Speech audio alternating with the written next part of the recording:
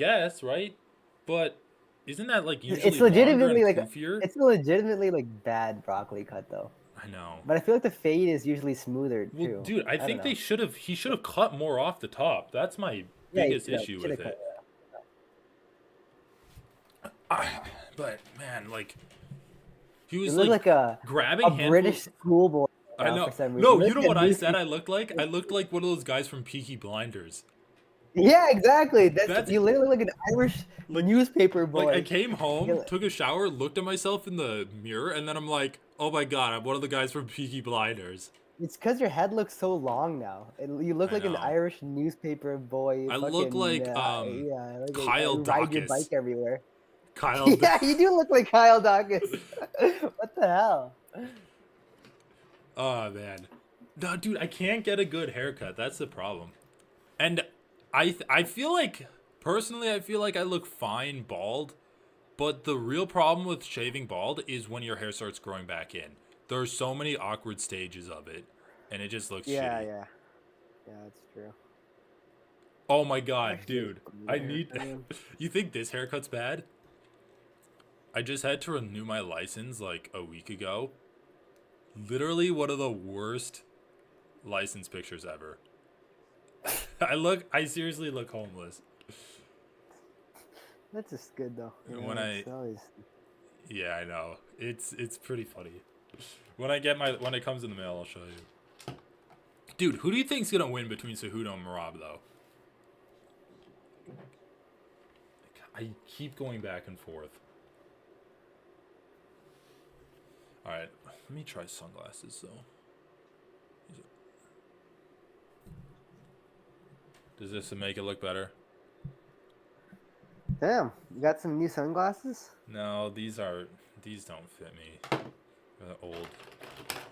And then my other pair broke and I had to buy a replacement. My shitty aviators. So what's your replacement look like? Is it good? I mean, it's literally just a replacement. Oh, okay. Yeah. Oh, those look good. Yeah, I like these ones. I do actually want to get some good They're like, sunglasses. they're kind of But how much do cool. those cost you? I think like they're too expensive. It was like 140.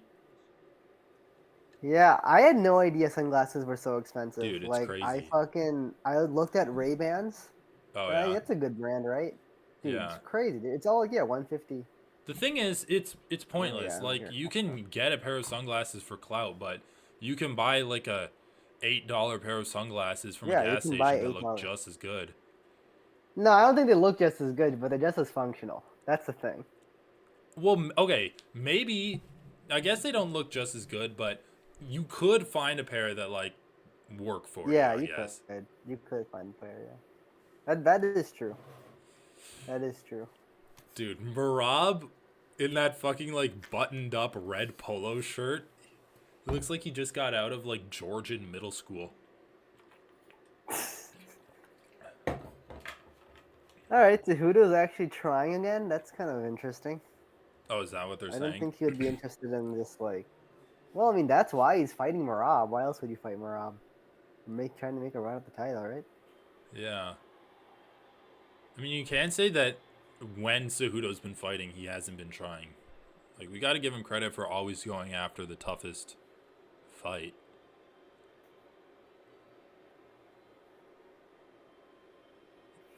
I guess you can criticize him for retiring early, but...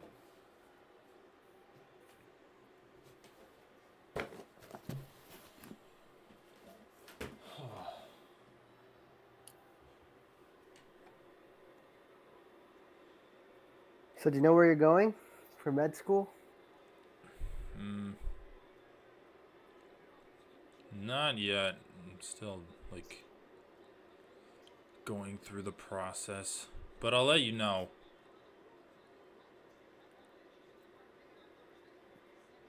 Did you get any decisions? I got some rejections. Fair I enough. guess that counts as a decision, right?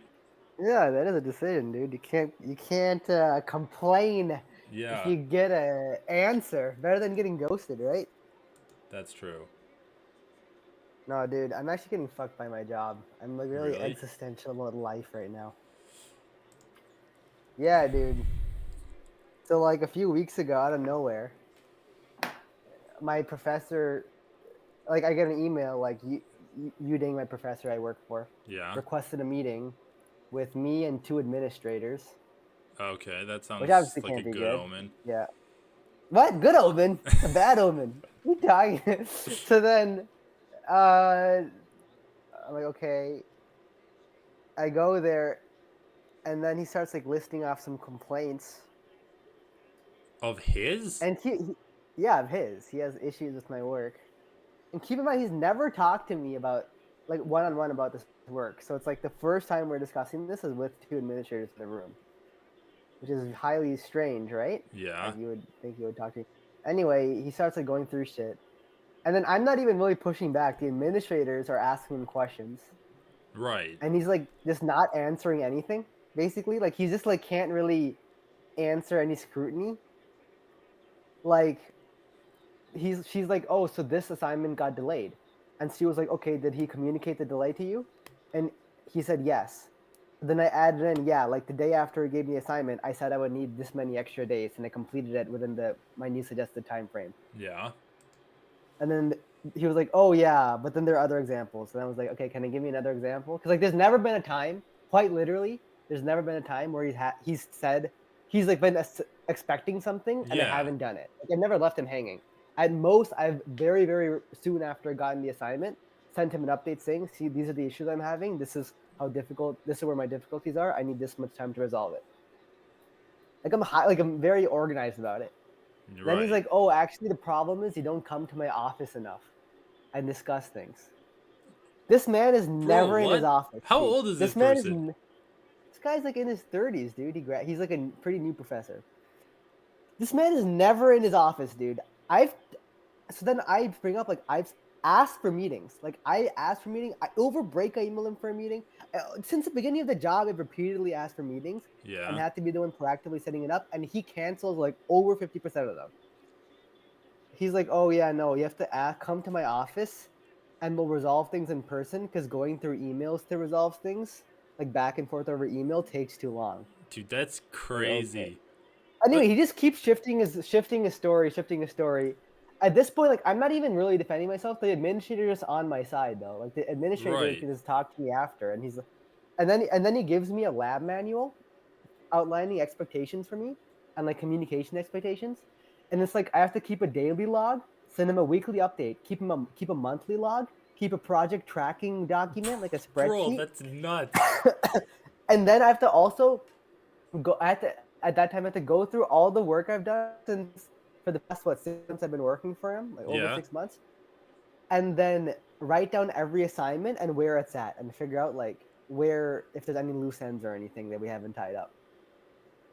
Holy So fuck. she's like, oh, the Dude, administrator's like, oh yeah, they seem like micromanagers, but you just kind of have to deal with it. wait, who I gave mean, the that to thing you? is The that administrators or the no, professor? Uding, the professor wrote this document outlining all the things he wants, Holy fuck. and then it's like a master document organizing everything with links to everything.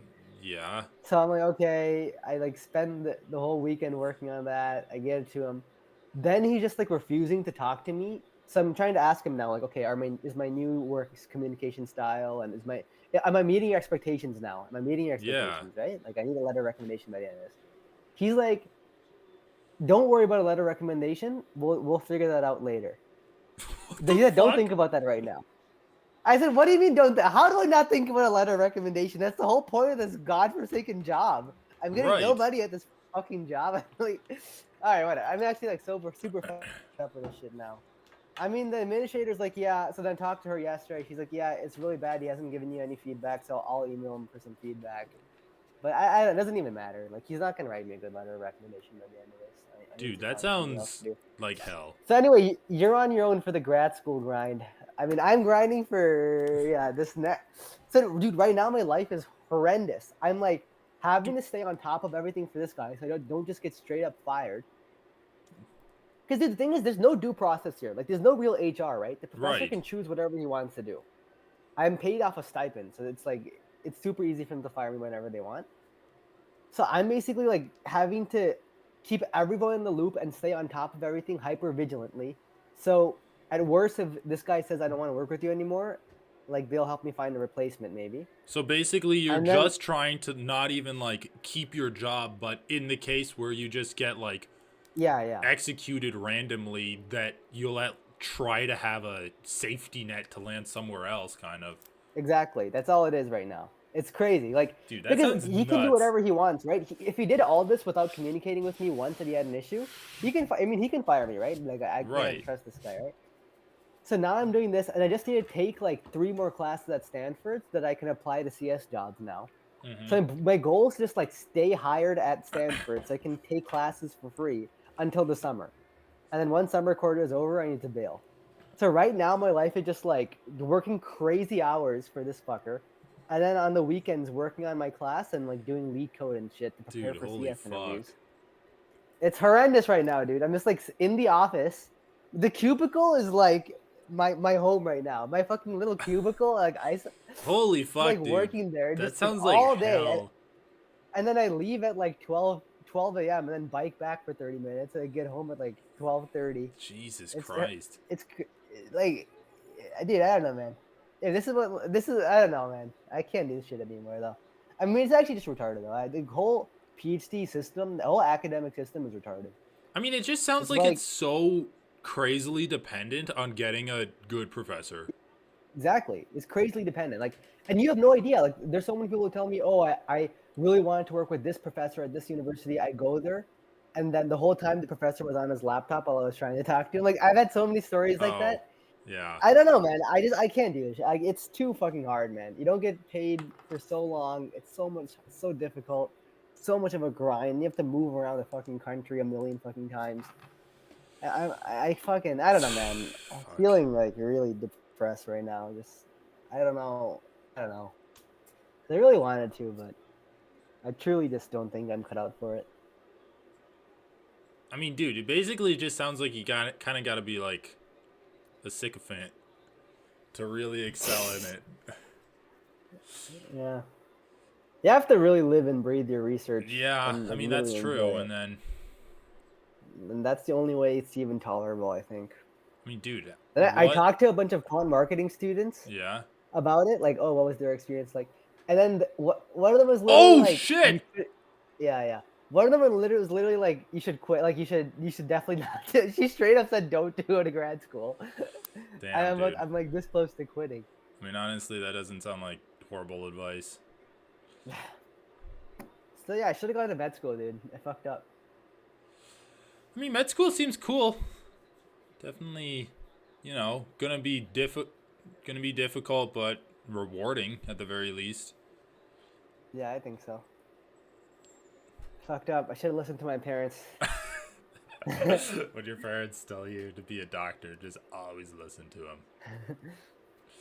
Just go around in a van for a few years. You'll be the non-rapist Andrew Callahan.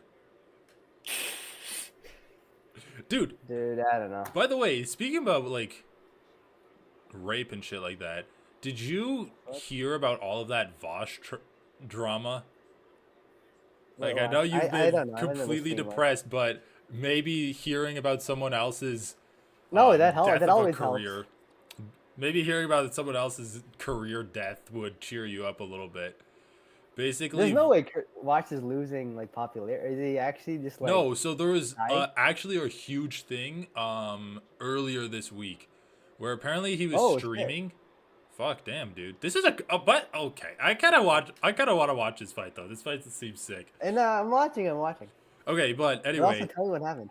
so Vosh was streaming, and you know how like there's a whole thing where people call him a pedophile Yeah, I've heard that before. because he said that there's no argument for CP being illegal that is like morally and ethically consistent with allowing goods that are produced off of child slave labor. Like, why is it legal to sell goods that are produced with child slave labor, but it's illegal for CP? Yeah. And anyway, Fair basically, enough, yeah. people run I with mean, that and they call him a pedophile for it. Yeah, but I basically heard. Yeah, I basically just heard a bunch of out of context stuff about the Yeah, pedophile but then shit. anyway, um, then Vosh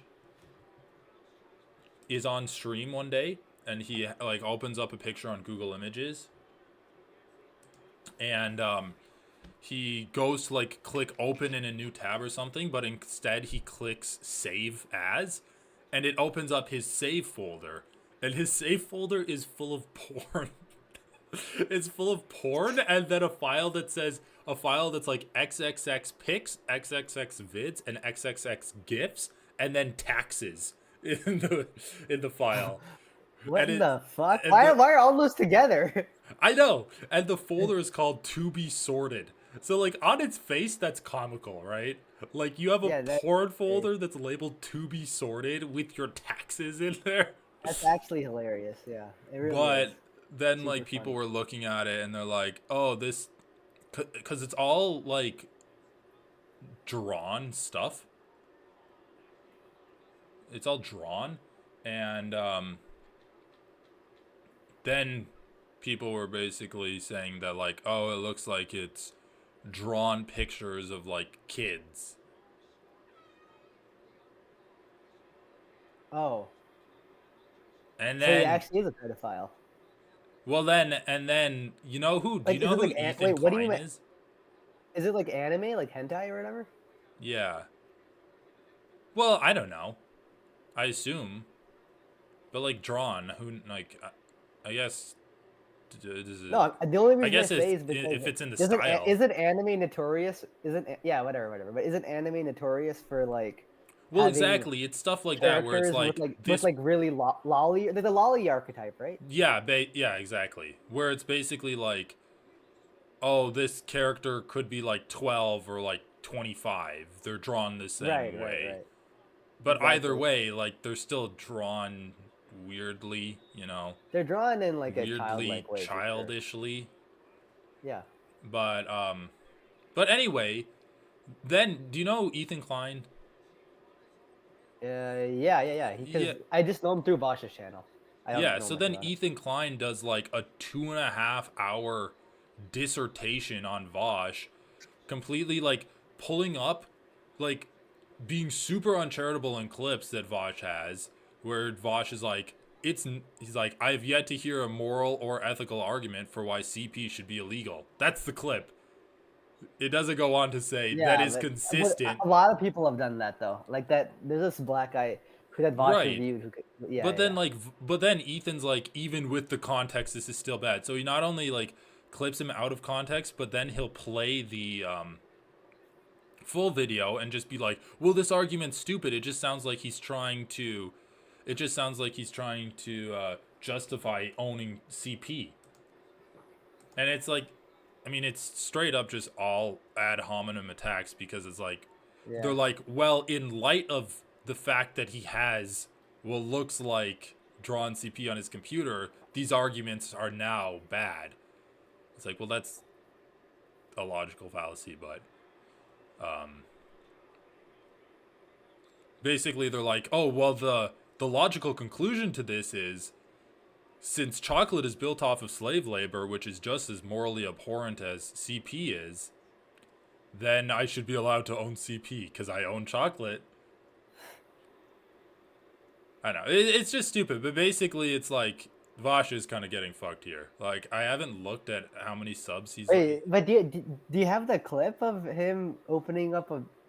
First of all, that's not, none of this is rape though, right? This is just possession of child No, porn. it's not rape. And it's not even like, it's all drawn stuff that he downloaded from the internet. And then it's just a bunch of clips of Vosh. Like, Vosh saying, oh, we've all jerked it to No, lolly once.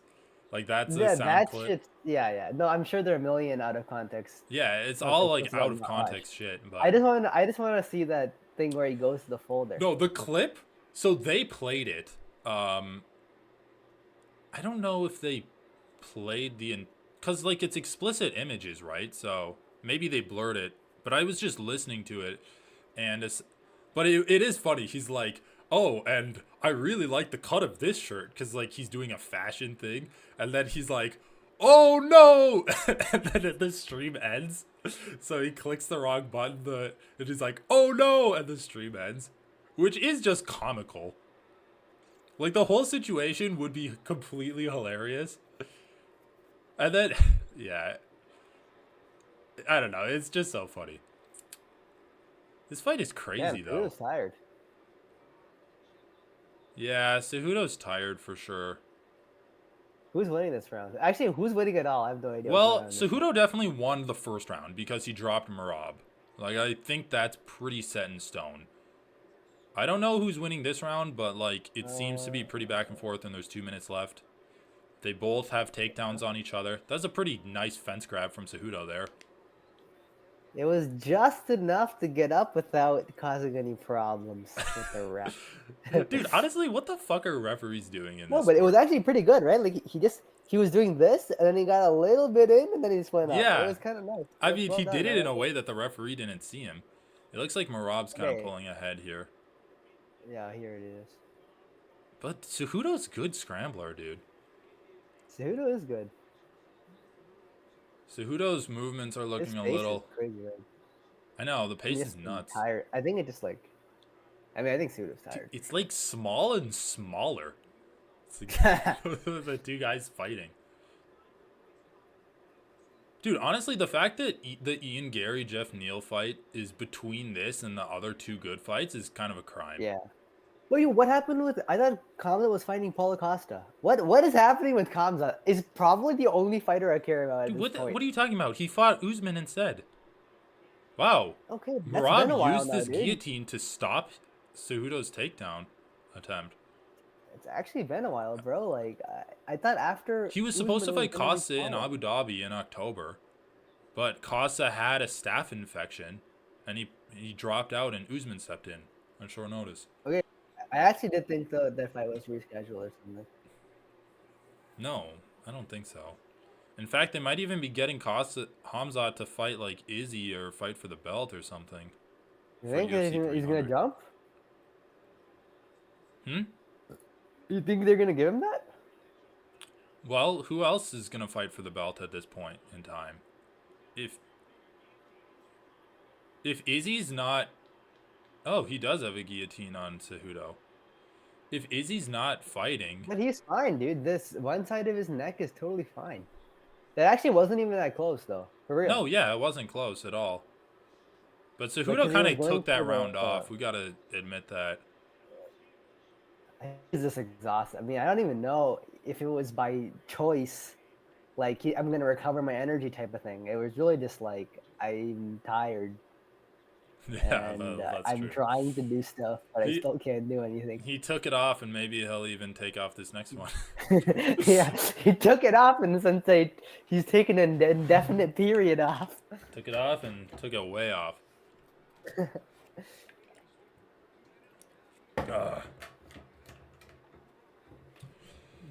Dude, I don't know, man. Like, Paulo Costa versus Robert Whittaker, a lot of people are hyped for it, but it's like the same old guys. We've seen them fight so much. No, I'm not like, actually not too bad. I want to see. I kind of just want to put Robert Whittaker on, like, main events of Apex fight cards. Like, can you just do that? The Zuck's so weird, dude. Who? The Zuck. Oh, Zuckerberg's there? Yeah, Merab was chatting it up with the Zuckster while putting Cejudo in the guillotine. Zuckerberg is weird. Anyway, I don't know. I was torn between this fight, and I feel like I'm validated for being torn because this is really close. That was a good shot, though, landed by Cejudo. Yeah, that right hand. I'll give you my predictions for the rest of the fight card. Ian Gary, Robert Whittaker, Topuria.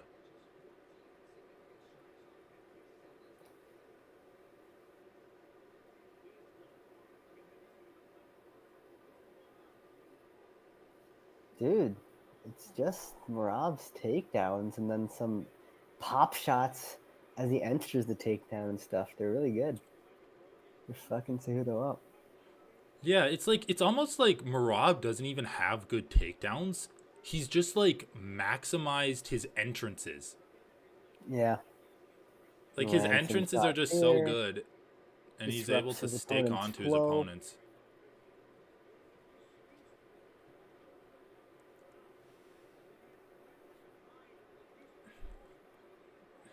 This is the worst part of Marab fights, though. I mean, this is all of Marab's fights. Nah, I'm just saying, like this part where he's not even getting a takedown, he just fucking giving the classic knees to the back of the thigh shit. Bullshit, man. The God position. It's called the God position for a reason. Dude, stop flexing on camera, showing I'm actually everyone your not. I'm guns. gonna stretch out my pec here. This is a good jab from the Kedge. Marab is a crazy motherfucker, but his takedowns really aren't that good. I heard someone talking about Marab, and they're like, "Oh, Marab's dangerous grappling style is gonna suffocate Cejudo." It might have been the Weasel. I'm like, dude, calling Marab's grappling style dangerous is the stupidest shit I've ever heard.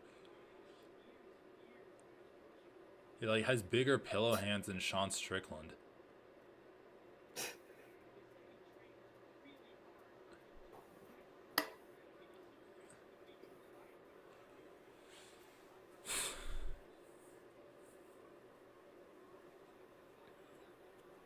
Is this the end of Volkanovski? The Volkanovski era tonight?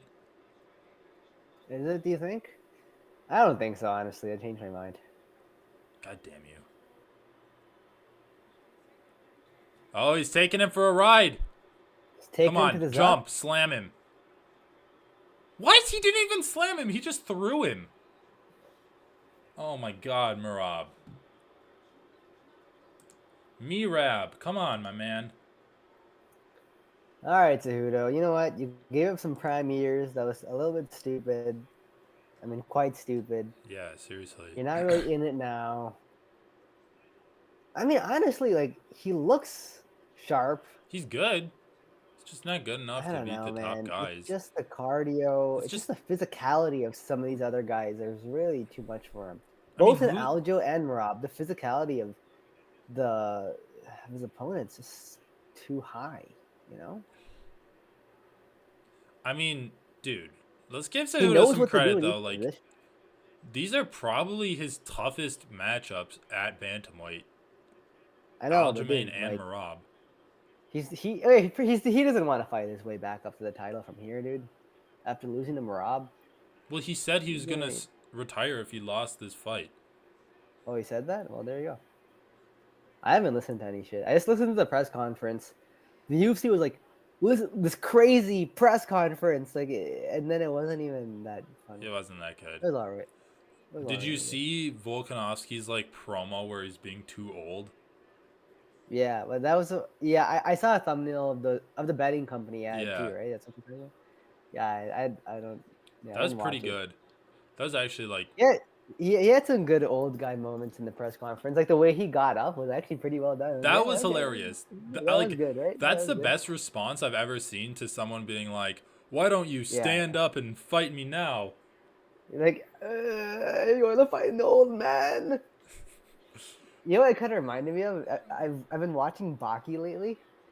Baki, Uh, yeah, the like MMA anime. anime thing, Yeah, dude. That it's show's actually crazy, so good, dude. dude. There's a, Oh my dude, god, the shit you'll see in that anime is fucked up, man. what Like, the fuck in is one of going the on? fights, Why is he trying? Oh god, Zuckerberg is a he's weird kissing up for guy. Zuck. He's got the Zuck, Why dude. He don't you wants to just get talk to down his on your Zuck. knees in front of Zuckerberg and suck off his $1 billion penis? Zuck off? Zuck, Zuck off? zuck him off. Dude, Baki is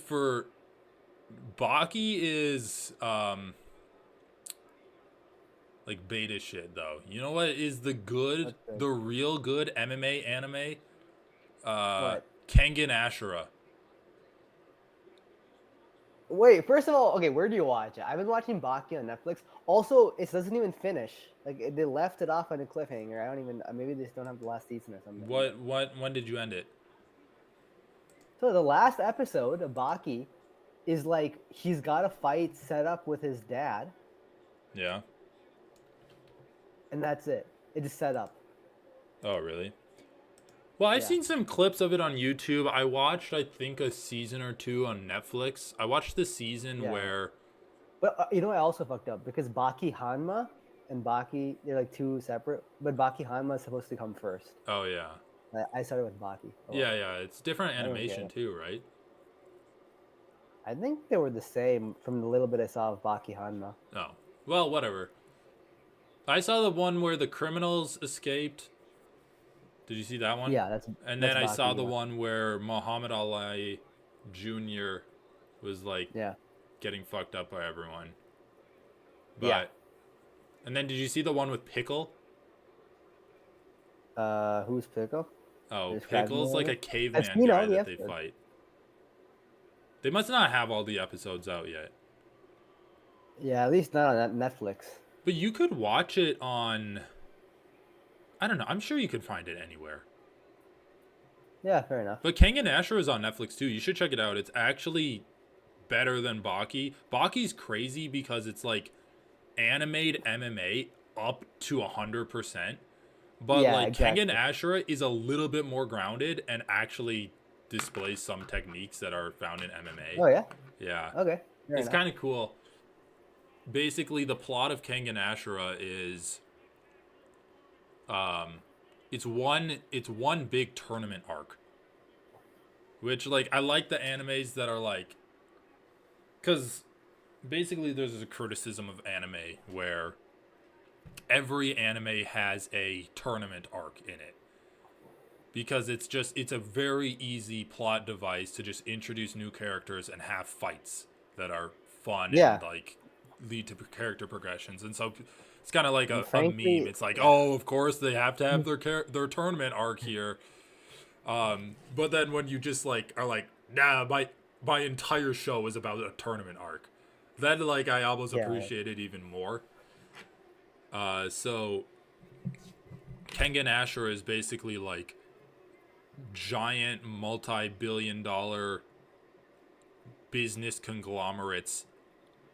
Instead of doing business deals and abiding by laws, they have an MMA fighter represent them in like a business tournament arc where the winner of the tournament gets to like get advantageous deals with their opponents.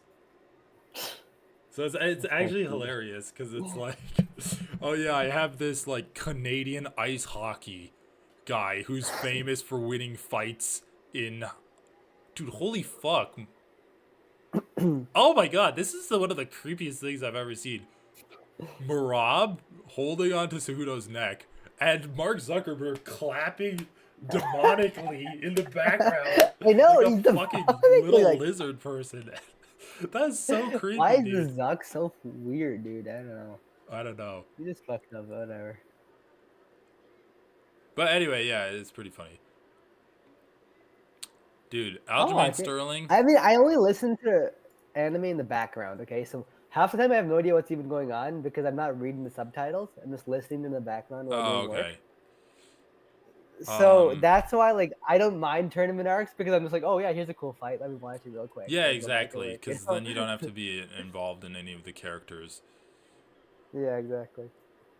Another, well, one good one that came out recently is Blue Eye Samurai. They released the first episode on YouTube. That's Netflix too. And I watched the first episode. I haven't seen the rest of it, but it seemed pretty good. Alright. Blue Eyed Samurai, I'll have to take a look. Kengan Ashura first, though.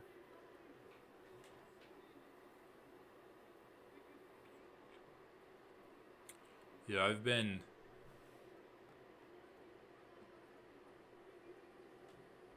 What is he saying? He's saying he doesn't want to fight Aljo? Dude, just fucking like escort him out. They have a post-fight press conference for a reason.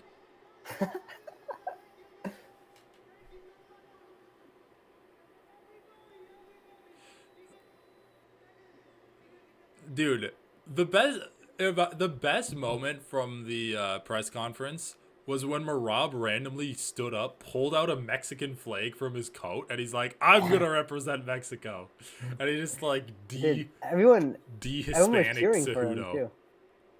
And I like how like Alexander Hernandez was sitting right beside him. But Mexicans hate Cejudo actually. Yeah, I guess that's what I because heard. I think it's because he like represented the U.S. in the Olympics. Just so fucking. Didn't he live in the U.S.? Yeah, he grew up in the U.S. Whatever. Dude, Ian Gary is a fucking creep. Oh. Covenant? Dan Reynolds? Michael Chandler had the hat and it said Covenant and then he was pointing to it. Yeah, that's weird. Is Jamal that some Hill with Christian a thing? grill looking Oh, good. they finally put together DC and Chael on ESPN? Dude, you should watch that little stupid video I sent you on Discord. Oh, that's what that was about, yeah. DC's it's really stupid, but like Chael's lines in it are fucking hilarious. He's like DC's like, "I need a host, Chael. Could you do me a favor and host with me?" And he's like, He's like, everyone loves you, Chael. Like, you know they love you. And he's like, they do love me.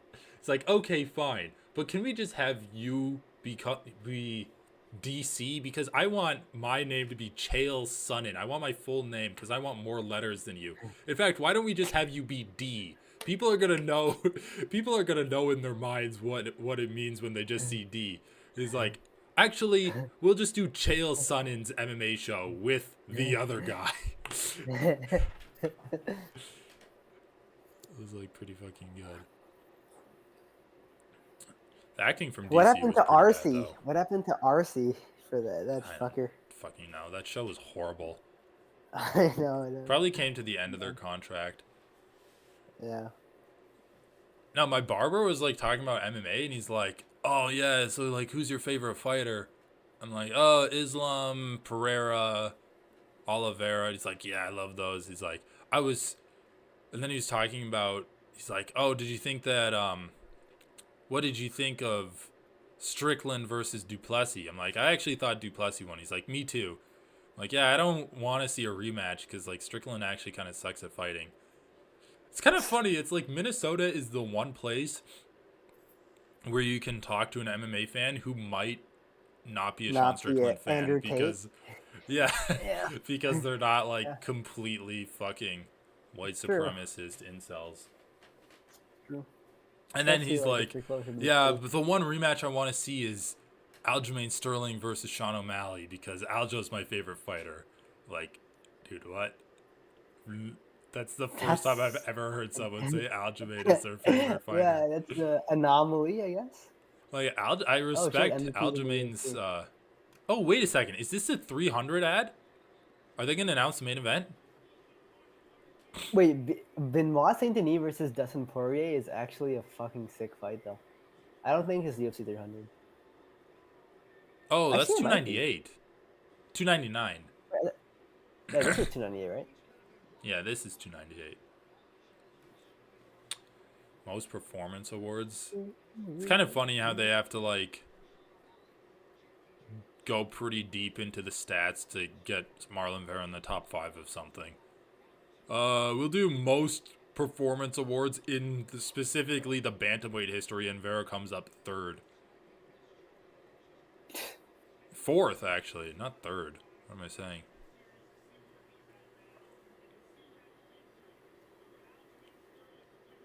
I don't know. I feel like Sean O'Malley could probably beat him. But again, dude, this is like so annoying. You have your audience watch. I guess that we're a captive audience, right? Like the perfect definition of the word.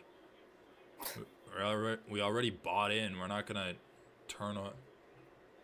We're not gonna stop watching because they play an ad for their next event. Yeah. Oh shit! Got a missed call from something.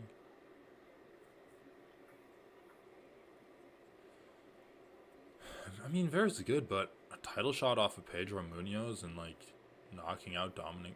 He didn't even knock out Dominic Cruz. What am I saying? Yeah. Wait a second. Let me actually look through the bantamweight rankings. He did knock out Dominic Cruz. Vera? Yeah, he did, but not. He didn't do that. Like, it's not like he's on a win streak after knocking out Dominic Cruz because he lost to Sandhagen. Like, that wasn't his. Yeah, he's not on a win. No, Sandhagen should clearly get the next title shot. But Sean O'Malley wanted Tito Vera. That's the only reason it's I happening. mean, yeah, for obvious reasons. Behind I mean, the- it's actually a behind kind of a brilliant business decision. Okay, I'm gonna run through the top. Mm. I'm gonna run through the top 5 at bantamweight, and you tell me who you think Cejudo can beat. Aljamain Sterling. I the- mean, he could beat him, but he he could. lost. It was, Really, it was an he extremely lost close fight, to be clearly. fair. Marab, he just Yeah. lost to. Cejudo, he I don't is actually ranked number think- 3. I think Marab is a harder one to overcome. Sandhagen. I think Sandhagen beats him. Yeah, same. Piotr Jan. I actually think Jan could beat him. Like, I know Jan struggled against Marab, but that's just not the way No, Cejudo I'm fights. saying I think Jan would beat him. Marlon Vera, Yeah, probably. Song He could Yadong. beat Marlon. At this point, I think He could yes. beat Marlon, Davison yeah, he could. Figueiredo, I think, could be a pretty close fight between Cejudo and the Fig. Yeah, that's fair.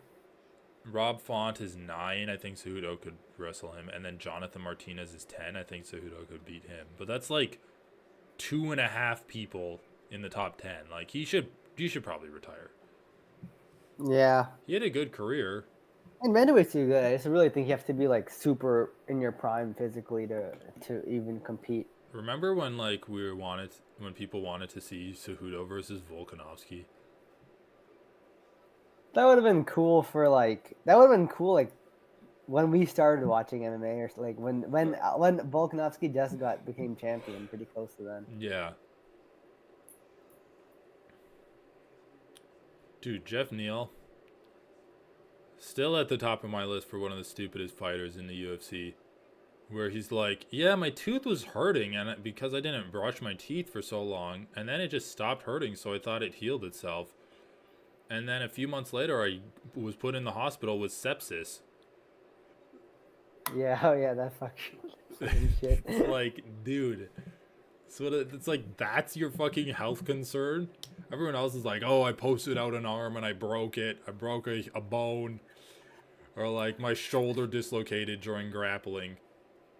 Jeff Neal's like, I didn't brush my teeth. That guy is actually so stupid. Like, just like, it's impressive to be amongst. I mean, whatever. What's like the Mount Rushmore of stupidest UFC fighters? I think Jeff Neal's got to be on there. I mean, I love Bobby Green, but he's got to be on there. Just the way he talks. Stupid, yeah, he's actually just stupid. Bobby Green. I don't know why I'm blanking. Like, there's some that are really dumb. There's some that are actively like. Ryan Spann has to have negative. Oh yeah, IQ, Ryan Spann. That's but I don't the know guy. about him as a Ryan person. Spann, Like, dude. he's just one of the stupidest actual fighters in the cage. But like outside of the cage, I don't know. But even then, even outside of the cage, like his post-fight interview, you know what? Just like retarded shit. Also, Like, in the one where I want him for the top 5, but not. But he just like cancels out for the top 5. Oh yeah, that's true. Yeah, he did do that. Because he's like, I don't want to say my opponent's name. And he did get one of the stupidest fucking Superman tattoos on his chest that I've ever seen. So that I'll. Oh yeah, and then he's also like, I've never trained for a fight before. This is me not having trained. Yeah. And this is me. I started training. Joe's like, "What are you different?" It's like, "Oh yeah, I just started training this time." And then also, I love her, but Jasmine Jasdavicius sounds like a complete moron, dude. But she's so funny when she talks. Her and Bobby Green are like, fall under my sweetheart idiots category. Dude, it is funny. Some of the fighters, dude, they're so. It's just impressively dumb. It's just like, dude. I know. How does it even How happen? do you not drown when you eat your cereal in the morning? I know. Probably made it through Dude, life. Ian Gary. I mean, he's kind of a creepy guy. Like, dude, the Ian Gary cuck shit was the best memery. It was honestly, the best. it triggered him so hard. I mean, Like okay, I really love when memory triggers fighters, dude. no, he actually he moved to Brazil because of it. He delayed his fight, threatened lawsuits, and then moved to Brazil as a result of it. Crazy, dude. Yeah. But dude, okay, I never did research, but is it true that his wife, who's like 10 years older than him, literally wrote a book on how to get a Yeah, younger male athlete boyfriend yeah, literally, as she a did. joke? Like apparently as a joke? Dude, what do you mean as a joke? She did it before he got married to him, so the joke doesn't. It's not. It can't be as a joke when like the But joke is how do you write a completed book as a 10 years joke? later. How the fuck do you write and Yeah, it publish a can't book as a be a joke? joke. It's not even a fucking joke. That's like an Always Sunny in Philadelphia level of prankery. Yeah, also, how's that even a joke? It can't be a joke, dude. It's actually just like Ian Gary just got baby trapped, basically. And then was he like living with his wife's ex-husband at some point? That's the other thing I heard. Yeah, that was a dude. That's literally the whole meme. Like he's living with, and then okay, also okay, he's like, oh, he's living with his wife's ex, who's a nutritionist, and his ex is feeding him a vegan diet, so he's getting caught. That's so good. That's so good, dude. I didn't know that. Yeah, it's so funny, dude. It's so funny. Like, I'm like, Dude, the like, mental image of I'm his like wife's vegetarian. ex, like fucking just like spoon feeding Ian Gary vegan baby food So shit. food shit. That's so good. Oh my god, dude! It was just so funny when it was all coming out. On top of the book shit, on top of everything else, man. And It then was Sean just too Strickland much. just starts like roasting him, like And tearing then into and then him. all the shit about Ian Gary threatening lawsuits over Oh my Twitter. god, that's Dude, crazy. it was just so good, man. It was just the best thing I've ever seen. Really made my I day, kind dude. of Every regret day I used not to wake getting up to into Ian that. Gary. I just saw that shit. I'm like, No, I don't dude. really care. I hadn't been on r/MMA or whatever the meme subreddits are in so long. Yeah. Then I saw the shit on YouTube. I was like, okay, I gotta check out what people are saying on the meme subreddits. And it just went down a rabbit hole for a solid week because every day I'd be just scrolling through Ian Gary memes. God Like, damn it. there's so much satisfaction I'm deriving right now. Like, God, dude, so good. Dude, Just the thought of Ian Gary eating is like the tofu only and person shit. I've seen who like what the fuck is Gary doing? He's the only person I've Dude, seen who's gotten a woman pregnant, gotten her to give birth to his child, and still seems like a cuck. Like he's still carrying around his kid. Like I'm not a cuck. See, I have a baby. It's like I don't know, dude. It's just something about him just kind of creeps me out. Like in the press I've conference, always hated that guy. I've always hated Ian Gary, dude. yeah, The Ian Gary from the unreal beginning of his system. career in the UFC when he was so bendy at the hips. That's so. What the fuck? What? Dude, the What Conor is he McGregor doing? coffee tattoo. Dude, he's a little fucking. He's one of those like those inflatable like Yeah, wiggly thingies in a he's like used car twerking in front of fucking his auto corner. shop. Uh, and then at the press conference when they said his name and everyone started booing, and he's like, "You're all here to watch me. You're all tuning in for Oh my me." god, look at his wife, dude. Holy shit, she looks so Where is his creepy wife? there. Is she in the corner? I did. You're probably behind me. He's sitting all alone. She's sitting all alone on a fucking I couch mean, he. Oh in god, front. with the fucking creepiest guy in the. Ugh. Ugh. Why did she wink at the camera like? Oh god, I hate them. Like, Ilia Topuria and his girlfriend slash wife are like, kind of the same, where they're both involved in like the public persona of them as a couple. But I mean, dude, his wife is just also rubs me the wrong way. The way she's just obviously playing everything up for the camera, like tongue Yeah, kissing Ian that's Gary the as he thing with walks her. out, sitting by herself, like And in like, prime yeah, camera view, and then he's like, the "Oh, hi, way camera! she's I like, didn't see you oh there." yeah, I don't hate it, bro. All right. The problem is Ian Gary can actually fight, so like, Yeah, that is the problem. I mean, I love to hate on him, but it almost makes it better to hate on him since he can fight. Like Joe Yeah, Pyfer mixed versus weight. Yeah. Jack Hermanson. No, because the thing Joe is, once you Pyfer was start losing, you hateable. become a sympathetic figure. Well, Joe You have to keep Pyfer winning so the honestly is hate. trash at MMA. Like, did you Huh? watch that fight? No, I haven't watched him yet. Horrible. I don't watch. You don't watch shit. I mean, I don't watch. I don't. I haven't been going back and watching. Oh, I don't blame you. That fight wasn't good, and it was basically like what Jack Hermanson did to Chris Curtis for 5 rounds. No, but it just the Ian Garce's so funny because I this is coming from a guy who eats a lot of tofu. Like I'm almost like I'm like 95% vegan, God I damn, still just dude. little laughing at these vegan memes. Oh my, it's just so good, man. It's just too good. It's too good. What can you do? You gotta take it in stride, Dude, right? it's so good that it's almost unbelievable. Like that's a big part I of know, why I I know, didn't I know. partake in any of the drama. Also, the fact that like that was when Sean Strickland was blowing up too, so it's like it seemed really toxic at the time. That's what I'll say. Oh yeah.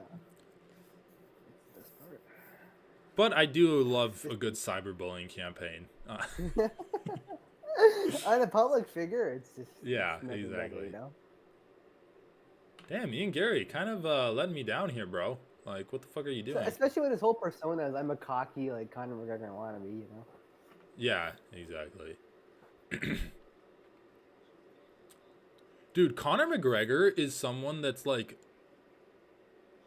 was like I feel like Conor McGregor has transcended his hate. And I'm going to give a lot of credit to the Roadhouse movie for that. Because it's Really? honest. Yeah, have you seen the trailer for it? No, I've not seen the trailer. I need to watch the movie. Has it come out yet? No, I don't think it's come out yet, but like all of the memes are like, I'm so "Oh, excited for that Conor movie. McGregor isn't even acting. They just followed him around with camera crew and this is his daily life." Where he's like walking into a bar breaking shit all over the place, coked out of his mind. And I feel like Conor McGregor's just like so bad with all of his sexual assault and like beating up random people that he's transcended it, and it's like people are loving him again for just being a villain. Like he's just being Oh a yeah. horrible guy.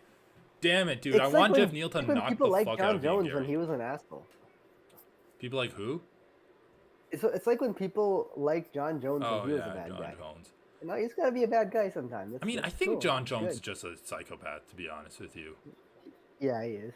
But But yeah, he actually is just a psycho. Yeah. But people like, liked it. But the thing is, John Jones is also winning. That's a big part of people liking you when you're a bad guy. that's true. That's true.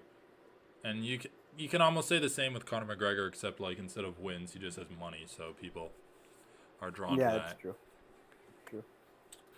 But a persona that I'm kind of surprised we haven't seen is someone like this is what Marab should do. I know he's like trying to be a social media darling and stuff. I guess this is actually what Colby Covington should have done. Where when you have a guy that's just a dominant wrestler and he just lays on top of someone and like gets booed and shit for it, he should like I want to see someone that does that embrace it and just be like, yeah, I'm going to lay on top of your favorite fighter and I'm going to make it Yeah. boring and I'm going to beat him that way. What the fuck are you going to do about it? Are you going to sit there and boo because I'm smothering your favorite fighter? Like, I think that that's something that Yeah, for sure. the UFC But I'm would. pretty sure Chael Sonnen has done that. Really? Yeah.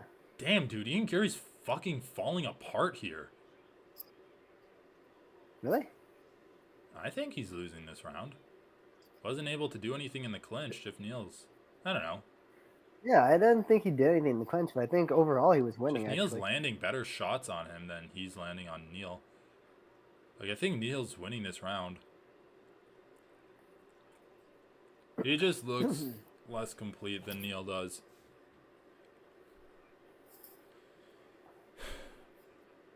Which is kind of funny because Neil Magny dominated Jeff Neal when they fought. And Ian Gary dominated Neil Magny. Even on significant strikes.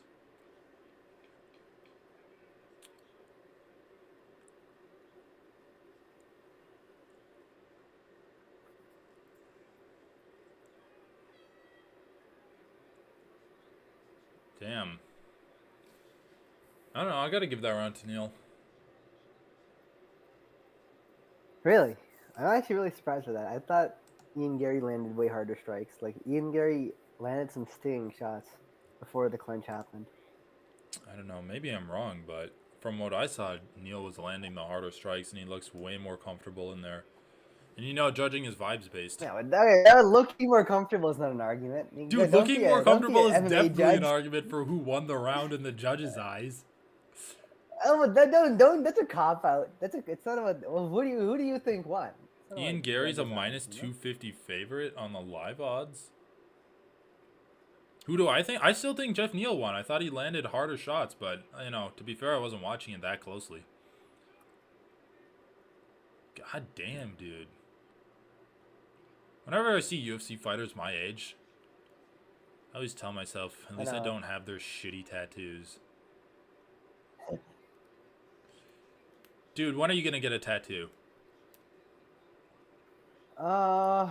You should do the tattoo that Andre Feely really has. good idea. Dude, Andre Feely's back tattoo.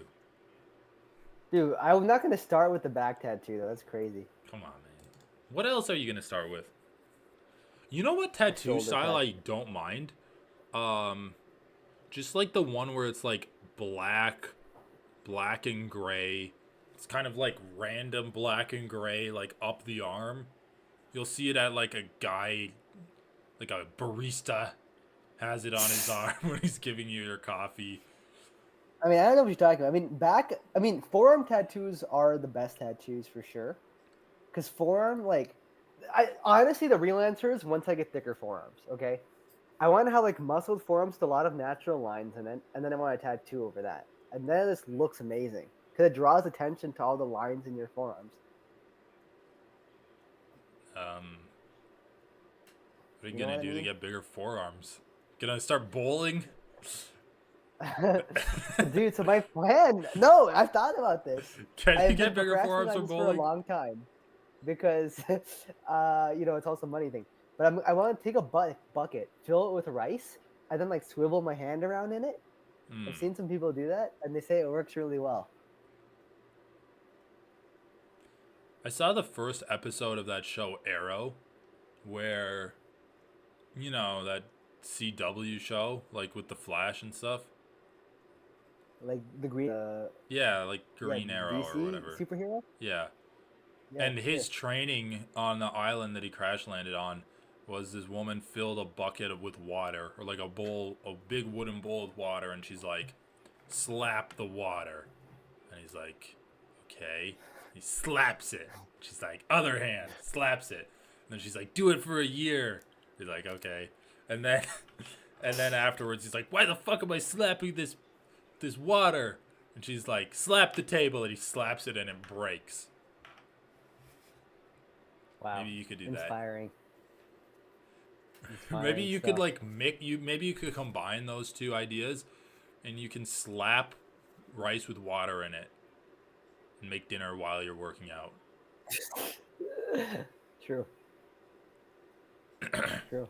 Dude, I've been trying to perfect how to cook onions. Cook an onion every day. Caramelized or fried? Yeah, or caramelized. Stir fried, caramelized onions. But it's not even hard. All you do is this: heat up a pan, medium heat, water, onion, steam it.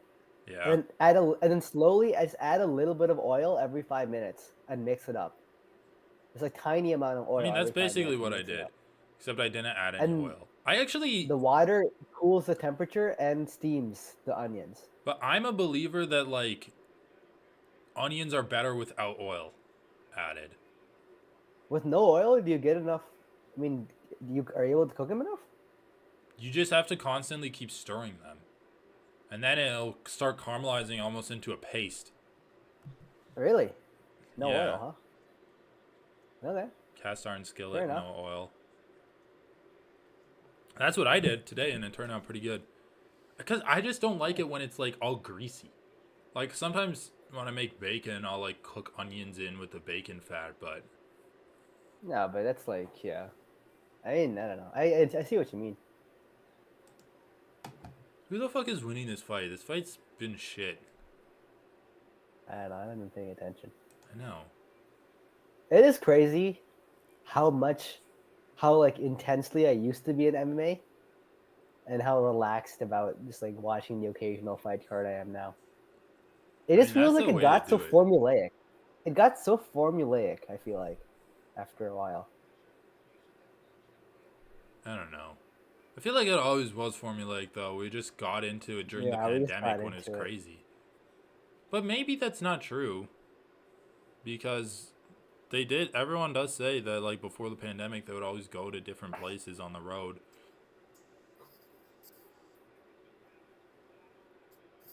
The Apex events were actually just shitty, though. They really did not give a fuck about those events. Dude, the problem I with mean, the some of the Apex cards were just events... embarrassing. The problem with the Apex events is that the fighters sucked on the cards. Yeah. That's bad. You should make cards with good fighters. Yeah, I know.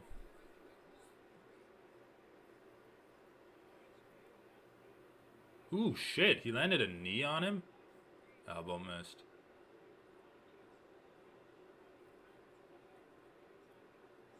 Yeah, that was actually pretty cool. I think I'm ahead of you, actually. There's a replay where Ian dodged a bunch of shit. Oh, yeah. Well, okay, maybe Ian won that round. I guess Ian's winning. Like, I mean, he looked like he landed more shots in that round. But I think it's still really close. Let's look at Ian get Yonder Feely's back tattoo. I think it's really cool. Let me look it up, too. Yeah, that's cool. I actually like his chest tattoo more, but back tattoos. Wait, is this an updated one? His back tattoo's like some kind of... His chest It's tattoo? like a demon Isn't his head. chest tattoo like purple or something? His chest tattoo is like an Indian god. Well, I think his back tattoo is an Indian iconography, too. It's like an... I don't think his back tattoo is. I can't. The picture I'm looking at's kind of shitty though. Let me look at it differently. Yeah. I don't know why there's no... If I was a UFC fighter and I had like cool tattoos, I'd definitely make it known. I mean, it looks like yeah, it is like some sort of demon head thing, but I don't think it's Indian. Well, he got knocked out last weekend, so if you go back and watch the fight, you can see his back. There's a good picture here in this link.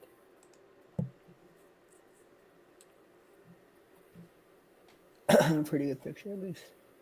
I mean, I do like color. Oh, yeah. I mean, look, the answer is either bigger forearms or bigger delts. Those are like the prime locations for a tattoo. On your delts? Yeah. Drawing the eyes to some like cap delts, that's also pretty good. What about your neck? Nah, I didn't think that looks trashy, honestly.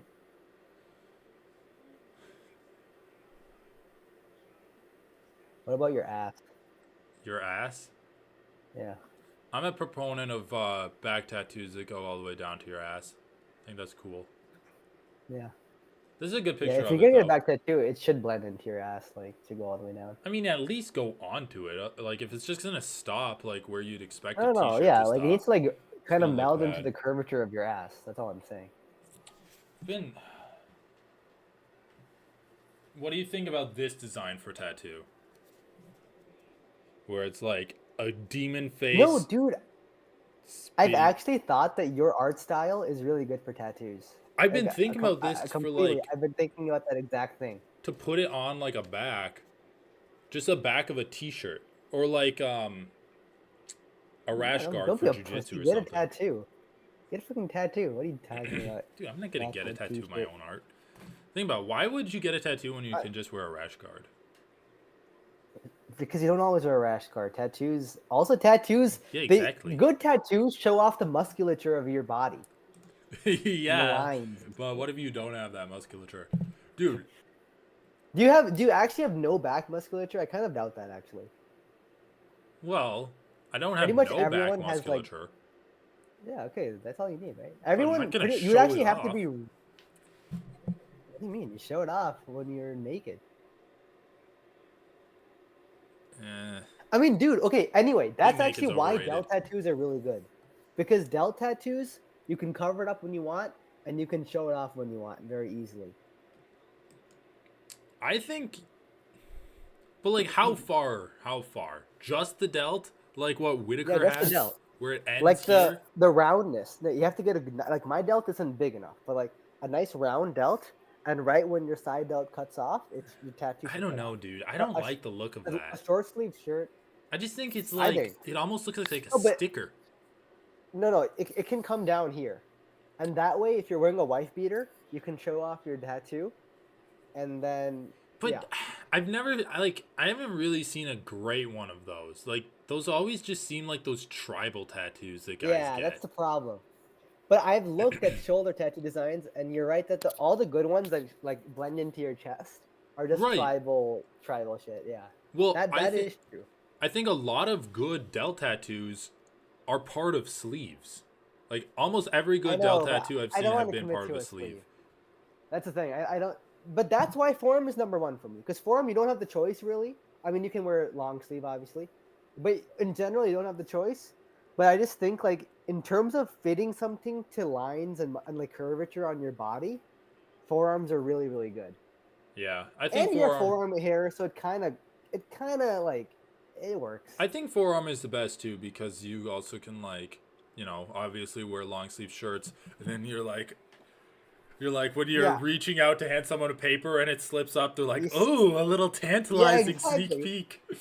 And it works well with the like office worker coming home from a day of work, like who's rolled up his sleeves, and then you can see his casual side because his tattoo Bro, peeks out from under. speaking of You know, tattoos, it works. It look just up Dan works, man. Hooker's tattoos. He's gone crazy.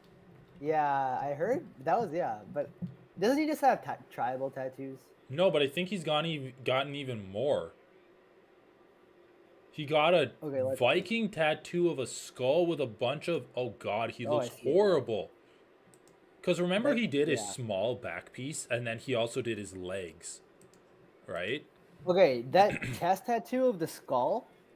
The problem is his chest is so papery. It's like you're drawing on a piece of paper. What the You fuck? don't He want has an that. anime girl whose Oh, really? vagina is his belly button. What? Oh, I don't see that yet. Look at Let me go. Discord. Oh. No way, dude. Holy shit! What is going That through looks his mind when he horrendous. was in I, convalescence after that fucking Jalen Turner fight? dude, midlife crisis, dude. He's realizing he sucks at fighting and he has nothing else going for him.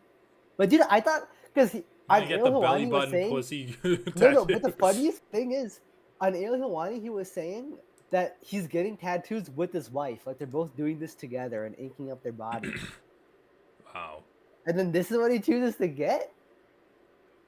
I mean, is he getting like fucked in the No. belly button? That'd be kind of cool, to be honest.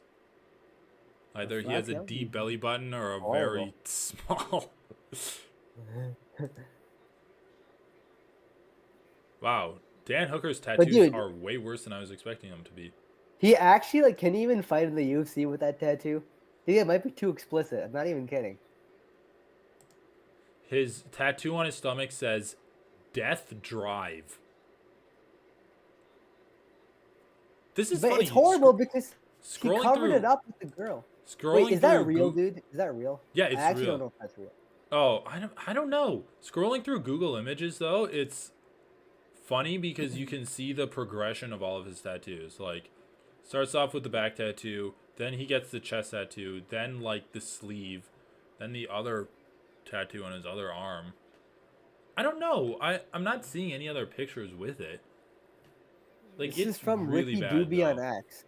Yeah, but it's actually not real. Because look, it would be covering up his own Death Drive tattoo. It doesn't make any sense. It's not Hold real. on, what It's is not this? real. Ricky Doobie on The X. anime girl one's not on. Oh, Is that's not not real. real. I don't think so. No, I don't Honest, see any other one like that. kind of The lost only a one. little bit of respect for Dan Hooker for not getting that tattoo. No, no, no. Come on, dude, they're so bad. Like, it's almost drawing away attention from his other bad tattoos. And that was the I first mean, yeah. artistic one that he got. Artistic is one way to put it. Literally just getting like lolly drawn on your body. What is it? A Ian draw? Gary won, bro. I thought he No. won the second and the third round. Jeff Neal, come on, man. Just work harder. Oh, God. Just don't show his wife, dude. Yeah, I know. Dude, his back tattoo is not bad. Dude, Dan Hooker. The problem is his.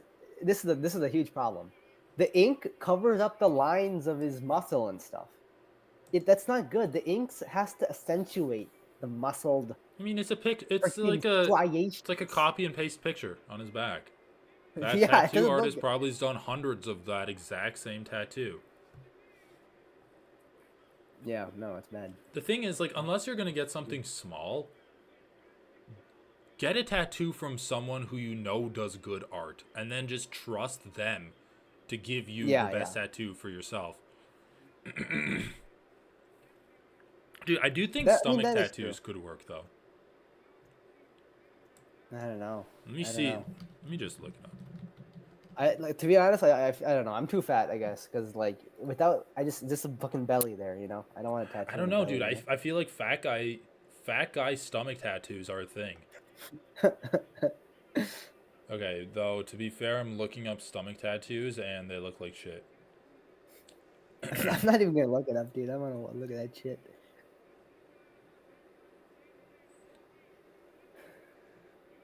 Yeah, these do not look good. It's like a male tramp stamp above like the dick. Female tramp stamp. Oh my god. All right, I found out a good tattoo for you to get on the stomach.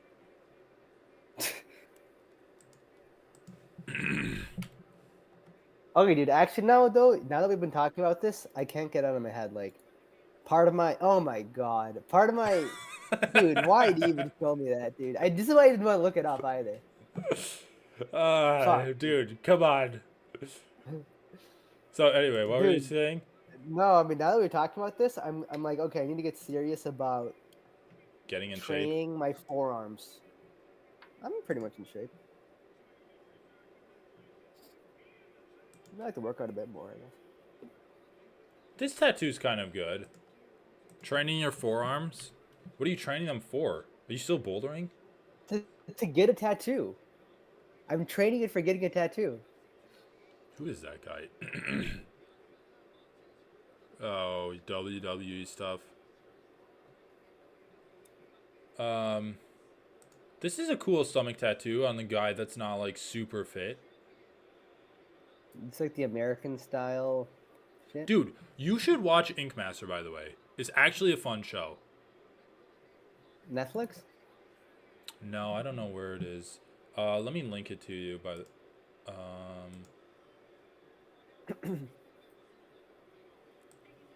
You know, I used to think American style tattoos suck, but I've kind of come around to them. Some of them look pretty good. I think that there are some fuck. I think that there are some good ones.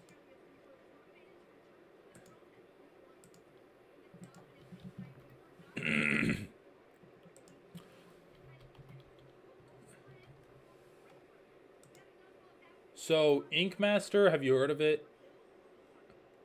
You told me about it. Yeah, I think I told you about it. So basically it's like here. Basically they just get these like really good artists and I think it's cool when the artists aren't specifically tattoo artists and they like transition into being a tattoo artist. Something that's kind of cool about the show is they all talk about like you get guys that are like, "Oh, I did art for magazines or I did illustrative works." And now they're like, "Oh, I had to transition to tattooing and it's just so fulfilling to be a tattoo artist." It's like, "Okay, that's cool. Like you get to put artwork on people." Guess that's kind of cool. Yeah. But it's kind of a fun show and it teaches you a lot about tattooing just watching it. This is kind of a sketchy website, but it's cheaper than that's why I wanna keep subscribing trying. to Pandora Plus or whatever, or Paramount Plus. No, yeah. Yeah, no, I mean, yeah, I really do want, like, it's honestly the same feeling I get when I look at EDH decks for a while when I was trying to buy them. Like, I really want to get an EDH deck, but nothing's quite appealing to me. Same with tattoo. Like nothing quite appeals to me I when I know. look at designs. But I should just look up local tattoo artist designs. Maybe. Watch Ink Master, because they're like, Okay. the cool thing about Ink Master is you get to see all of these guys' artwork, and like you can find them, seek them out, and get a tattoo from them. The artist on Ink Master? Yeah, I mean they're all practicing tattoo artists. I mean, yeah, to be They're fair, all yeah, I doing guess it it's to try to progress their career. fair. Um,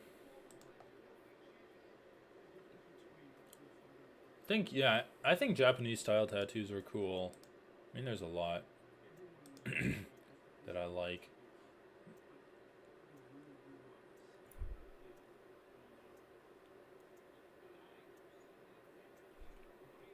I do think that. All right, like look at Robert Whitaker's stealth tattoo.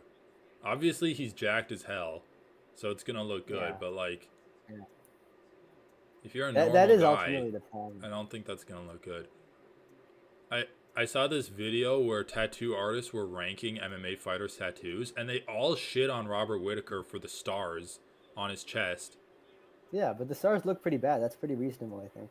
Dude, I think they look good. Not to mention they like represent Right? Australia because they're like the Yeah. Australian stars or whatever. The I think they Australia look part good. I understand, but I actually don't think they look good. They look like he bedazzled his chest unevenly. No, like seriously, I think they I don't know. balance out the other side. I think that with context, I get it, but I almost look at them as like prison tattoos. That's the level you have to look at UFC fighters' tattoos at. Dude, okay. Question for you. Does yeah, Paulo, yes or no? Does Paulo Costa suck? suck at fighting. Yeah. Yeah, he kind of does actually. I know. This it's like it's kind of the vibe I'm getting too. Like Like he's physical and he's strong and he has good cardio. He's a meathead. That but doesn't make you a good he fighter, right? was barely able to beat Luke Rockhold. Yeah, he beat him. Come on. I mean, yeah, he beat him, but he didn't make it look pretty. Yeah, he didn't make it look pretty. There's no elegance to it. Yeah, that's a good way of putting it. I actually can't get over how good Alex Pereira's tattoos are. Yeah, let me look him up. They're just so. They're not too dense. It's not too much, but it just like works. I don't know. I just like Well, I like how tattoos little on ink darker there is skin. and how well it is. In that show, Tattoo or Ink Master, it's kind of cool. So what they do is the format of the episode is they always make them do an unrelated challenge. It's always an artistic challenge. So it's like spray paint a mural on this wall in 3 hours, and then they have to do it. And then the winner of that challenge, it's usually in teams. So the winning team of the challenge gets to assign the canvases for the elimination challenge. And essentially, what that means is people will come in with requests that fit the theme of the week. So maybe it's like, we're doing Japanese style tattoos today. And then everyone comes in with a Japanese style request. And then they get to assign the people that come in with the request to the artists. And so some requests are harder to do than others. Some people have like shittier skin than others. And then some people are just like more difficult to work with than others. So there's kind of like Yeah. a fun little meta game that you can do there. But it's kind Yeah, of funny that's true. how every one of the tattoo artists hate tattooing darker skin. Like Just without because you fail, can't they're see it like, as well, or I guess I don't know. They're like, I don't like work. They're like, oh shit, they gave me the one with the darker skin. They're like, oh, I hope I know they're gonna give me the one with the darker skin. This interesting. like there's something to be said about like old people's skin and people with like sun damaged skin is harder. Right. Is going to be harder to receive and retain the But ink. you would think white people have more sun damage, right? I mean, on average. Well, yeah, but I guess it's, but I don't know. I like the look of tattoos on darker skin. Like Adesanya's tattoos look pretty good. Yeah, yeah. No, like once it's done and you have good skin, but like I'm saying, yeah, I don't know. I mean, I do think that Alex Pereira's dragons look really good on him. Although I don't know, they probably could have been drawn better. Yeah, yeah. Like they're faded. They're definitely cool though. Like how they wrap around his arms and stuff like that. Yeah, I like that shit. I like What the shit where you What wraps about around. Ilia's tattoos? I don't like his tattoos.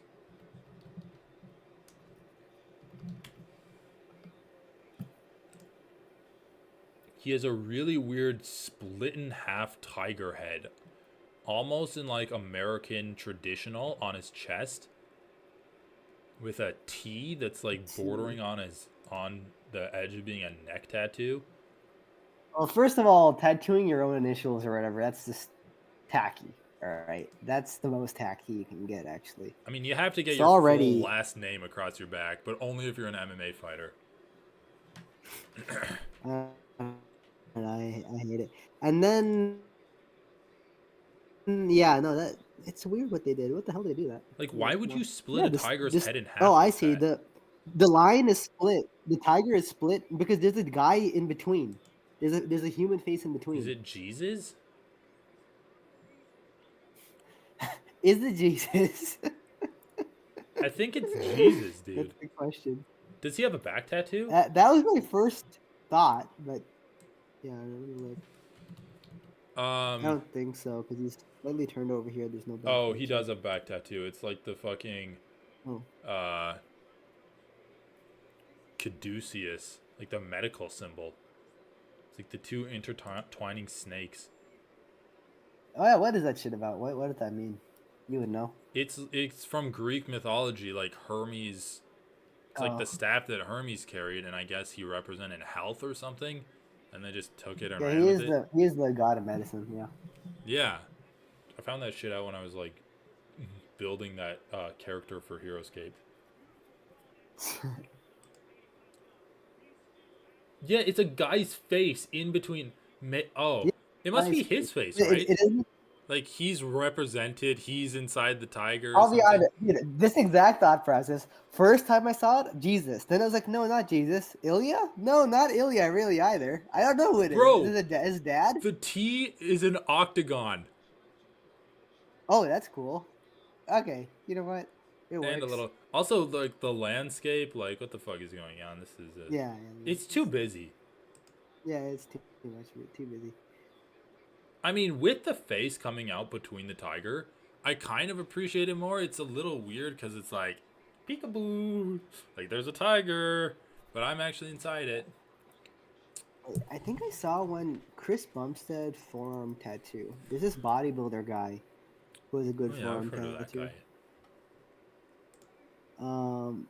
Apparently, but now that I'm looking at it, it doesn't look that good. I like Tom Aspinall's but tattoos. It does prove my point that if you have like some good lines in your forearm. All right, Link, send me an image in Discord. I'm trying to find a good one. They're all a bit kind of blurry.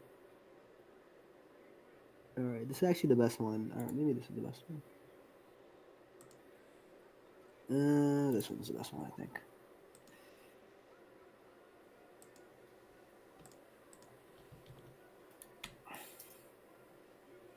This is a picture of Tom Aspinall. This is. God, those tattoos don't look good to me. Tom Aspinall's. But what is Chris Bumstead's tattoo? His is not. It looks like a tiger. I don't like his tattoo, but like obviously he has a nice. That's the thing. I'm saying like a good forearm makes any tattoo look good on it. But anyway, what I'm talking about with Tom Aspinall is like that's like the barista style, just like tattoo collage that you have, and I think a tattoo collage could look cool if it's localized and all in like the same, not really style, but like If you're gonna get a black and white tattoo, get it all black and white. If you're gonna get color, get it all color. Yeah, but I really like black and white. I actually really like black tattoos on black skin, like dark skin. Yeah, for sure. That's what looks good. All right, anyway, I don't know, man. Dude, you haven't given me a good tattoo idea for my forearm, dude. Which forearm are you gonna get, right or left? Left. Do you I wear don't a know. watch? Does it matter? No. I don't know. I'm curious. But I would wear a watch if I had on my. I would get a tattoo on my left forearm and then get a watch. For your I left? would wear a watch on my left hand. Because to be honest, I always wear a watch on my left hand. And if I was going to get a tattoo, I'd probably get it on my opposite hand of my watch hand. Get it on my right. Really? Yeah, I don't know. Every time I think about it, it's like it's all in one little place. I feel like it would be a good balance.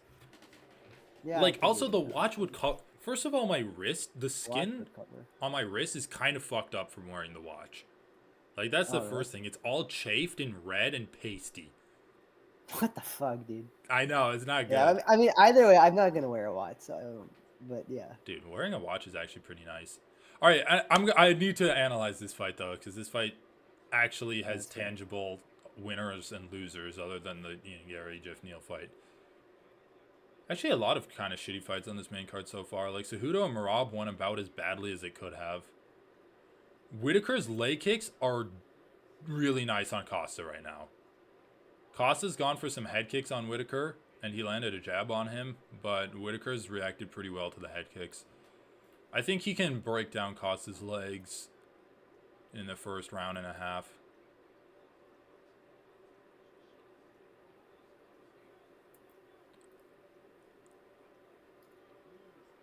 Slipped Costa's jab there. That was pretty cool.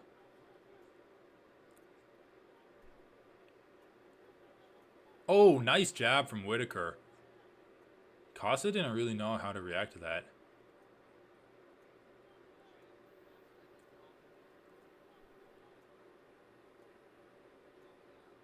Man, Whitaker's landing his jab at will, dude. This is actually kind of sick to see how he's like psyching Costa out. He's like making Costa feel like he's gonna throw a right hand and then just jabbing him. What the fuck is Costa doing? Dude, I love Costa. I love how vain he is, and I love how stupid he is too. Like when he was like he's like in a Brazilian clinic getting vaccinated for COVID, and he's like, "Give me the papers. Give me the papers." And they're like, "No, we need to vaccinate you." He's like, "No!" And he like runs out of the clinic. It's hilarious.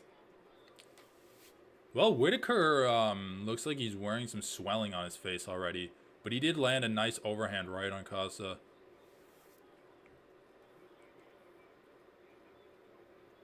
I mean, Whitaker looks dialed in, man.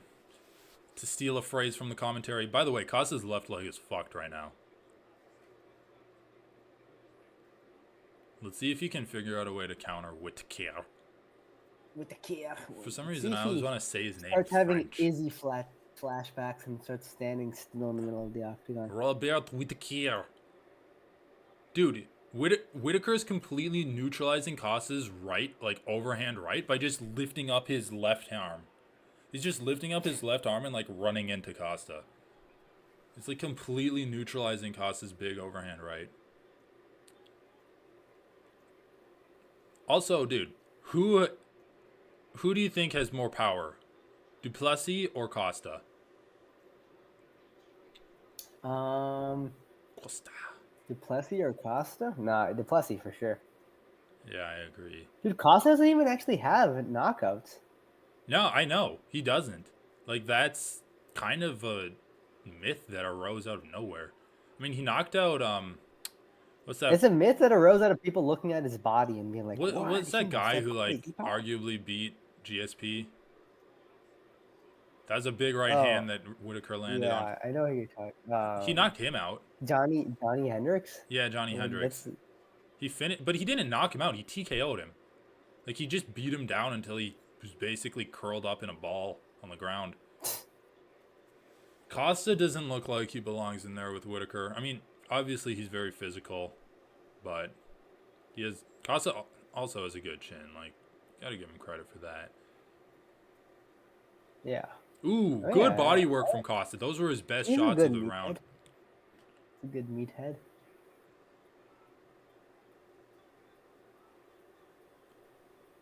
Robert Whittaker. Oh, man. It's the third punch that Whittaker's throwing in his combinations that's finding a home. Throwing like left hook, right hook, and then left straight, landing on Costa. Side kick to the body from Robert. Oh, fuck! Spinning hook kick from Costa. Damn, dude. That Okay. landed clean. That was cool. I mean, definitely landed. I need to see a replay of that. Because Robert had his left hand up, but like, did it block the kick or okay, let's see. No, it didn't. It Okay, landed so clean. oh, that was sick. Oh. Definitely he thought it was going to the body. Do you think that turns around? Do you give it to Costa? I think you have to. He's the only one Fair that enough, wobbled the opponent there. Like, Costa was losing that round, like, 2-1 in terms of strikes landed, maybe. I don't know. What do you think? God damn it, dude. You're right. I mean, I don't know. Yeah, I would give it to Costa. Yeah. I You mean, can see the Whittaker was impact of that definitely- kick on Robert's cheek. That's crazy.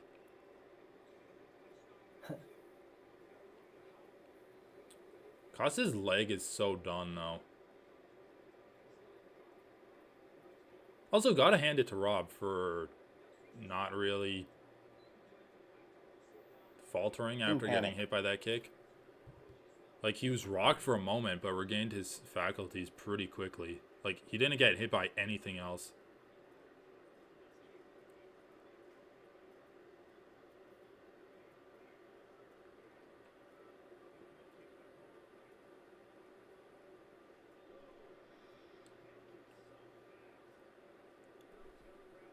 Costa does have sneakily fast kicks. Like, I remember his fight with Vittori, where he was like getting his ass Like, handed to landing him. body kick.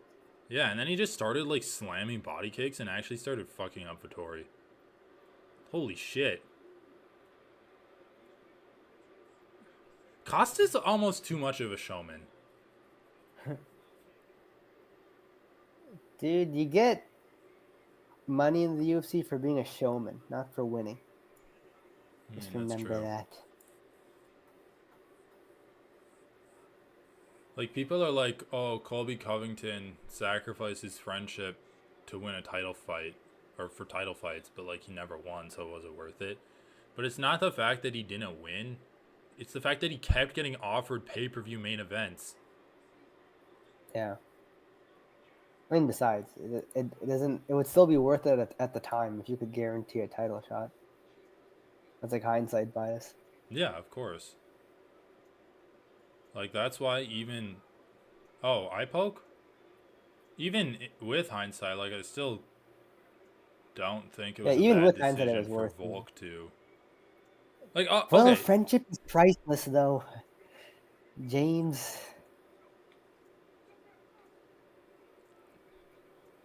Ooh, thumb in the eye. That's A gross. nice little thumb in the eye. Wrestle from Wit.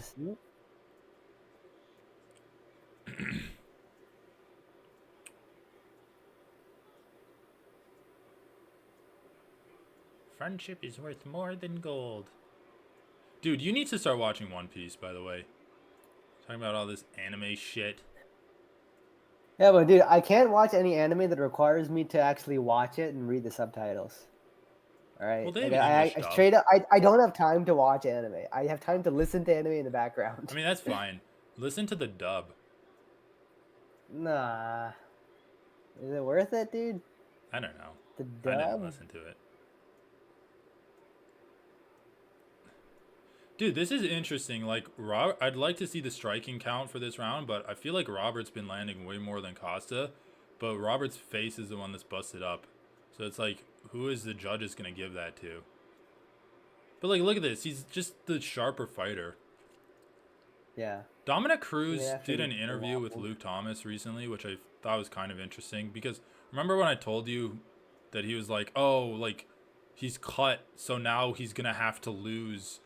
Now he's going to have to finish because the judges are going to make him lose the fight because he's got caught in, like, round 2 in a 5-round fight. Do you remember I told you that? And then Anik's like, well, I think they only score that cut for the round it occurred in. Yeah. Well, Cruz is like, basically he's saying like... But we talked about that. I didn't think Cruz was saying... I don't think Cruz misunderstood how the judging works. No, he straight up does. Because he said, in my head, every time, like, I'm going to lose every round because I'm cut. So I need to open up my opponent with a cut.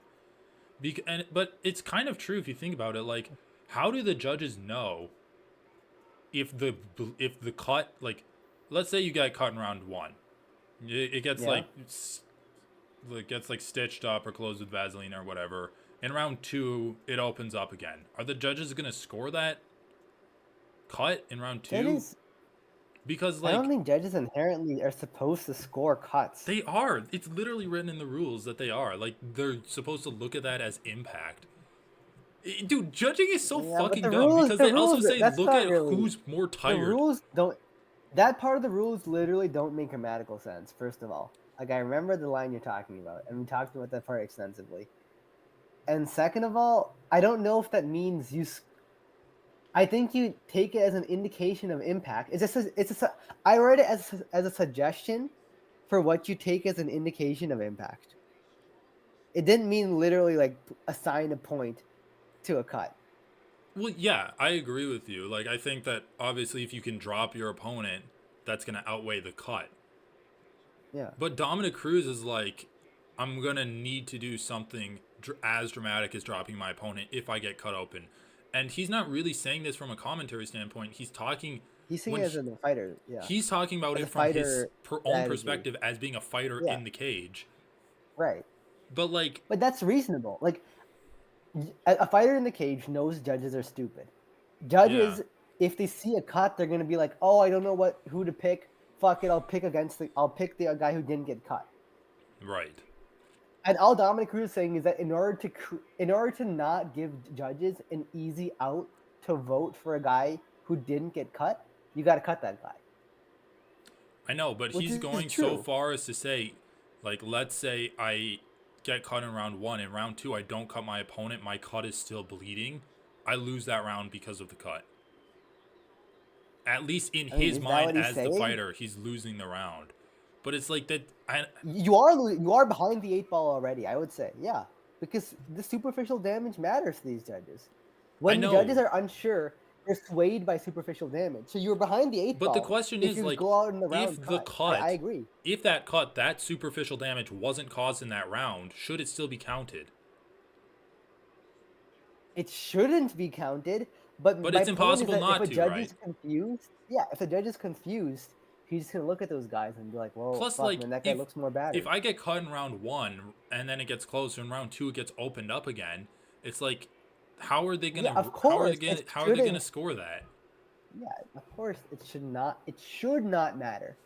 But Dominic Cruz once again is speaking like a practicality thing. Like practice, he's not doing a good job of defining his terms or whatever. Honestly, like every time Dominic Cruz has commentary, he talks about it as if he's fighting in the cage. Like, I wouldn't have wanted the ref to stop it there. Yeah, I wouldn't have done. That's true. Okay, that's always what Dominic Cruz does, so that's why I'm defaulting. It's like, I know Keith Peterson must have smelled like alcohol and cigarettes in there.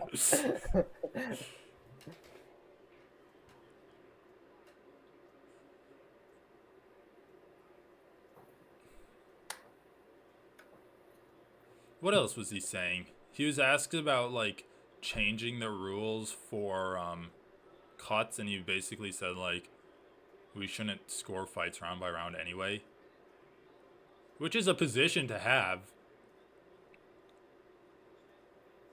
And I think it does make more sense. Like, I don't know. I think the whole thing of, like, scoring a cut is kind of stupid.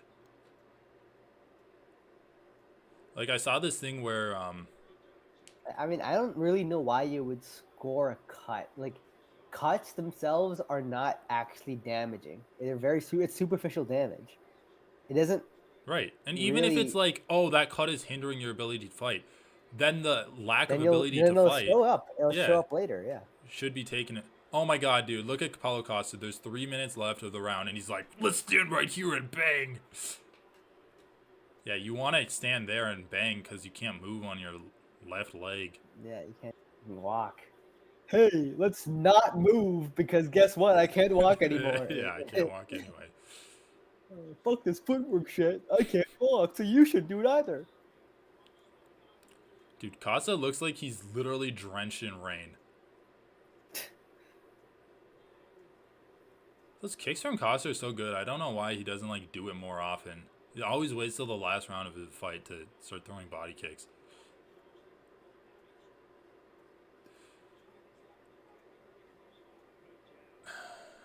Yeah, Whitaker's jab is good. I know, dude. The fights tonight have been kind of shitty. I don't know. It's just I don't think they've been uniquely shitty. I guess is what I'd say.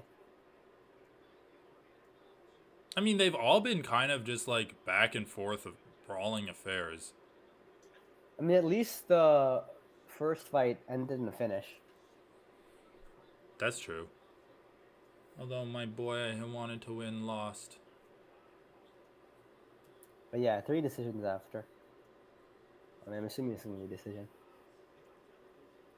I should have picked Whitaker to win by decision. That was a good pick. I actually did think Whitaker was gonna finish Paulo Costa. Paulo Costa is just such a meathead. It's so hard to finish him. Like, Izzy had the I know, perfect but performance Whitaker's against him. done stuff like that. Yeah, you're right though. I mean, he hasn't even really thrown that many head kicks against Costa.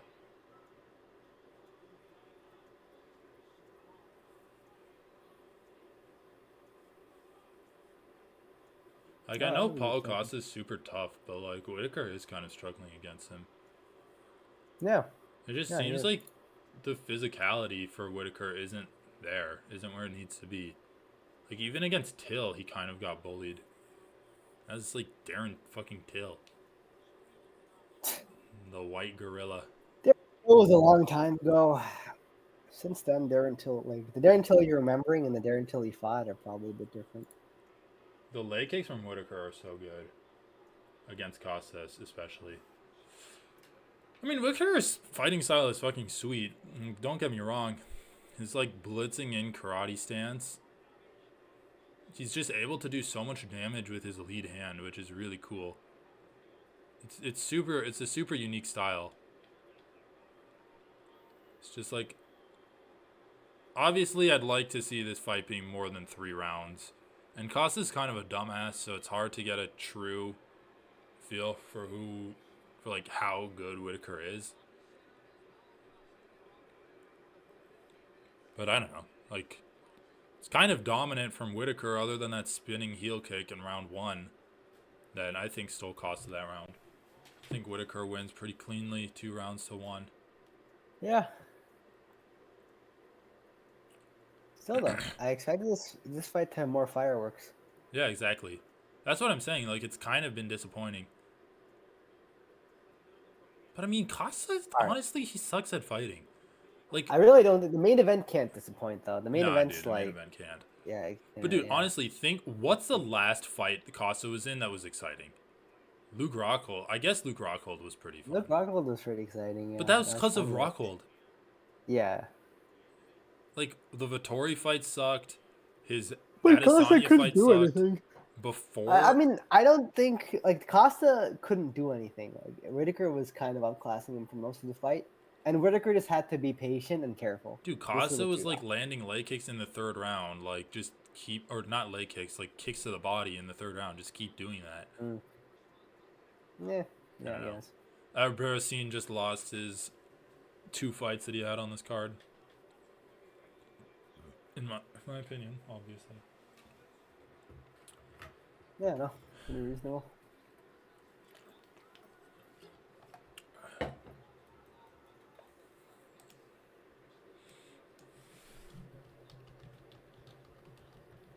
Need some Paulo Costa delts, man.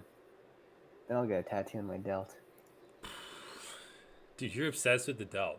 Pick one, man. Is it gonna be What?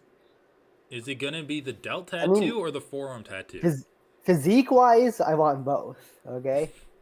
Tattoo wise, I'd prefer forearms. But the problem is just like, jobs, fucking, I don't know. Depends on what you're trying to do, how much it matters culturally. Dude, there's this guy. So at the hospital that I work at, people wear like scrubs, and the scrubs are cut off like at the shoulder, so it shows off your arms. And Yeah. there's this guy that works. Like, there's some guys that work there with pretty big arms.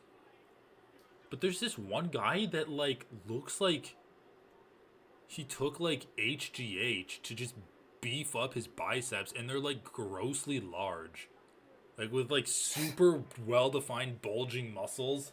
It's just like like a tricep that like pops out past his back. It's just like I That's don't even cool.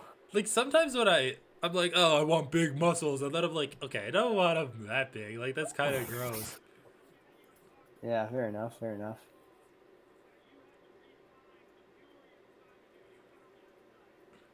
I mean, that was a great performance against Costa. Like, you can't really criticize Whitaker other than that one kick that he was caught with. And I think Yeah, you can't. he was kicked in the legs a few times that he should have. Look, I mean, at the point where you're counting specific strikes and you're like, oh, He was this kicked in the happened, legs this happened. 5 times, dude. That's 5 too many. Like, okay, dude. All right, let me hear his interview. Oh, Wait, it's what? over. Who did he call out?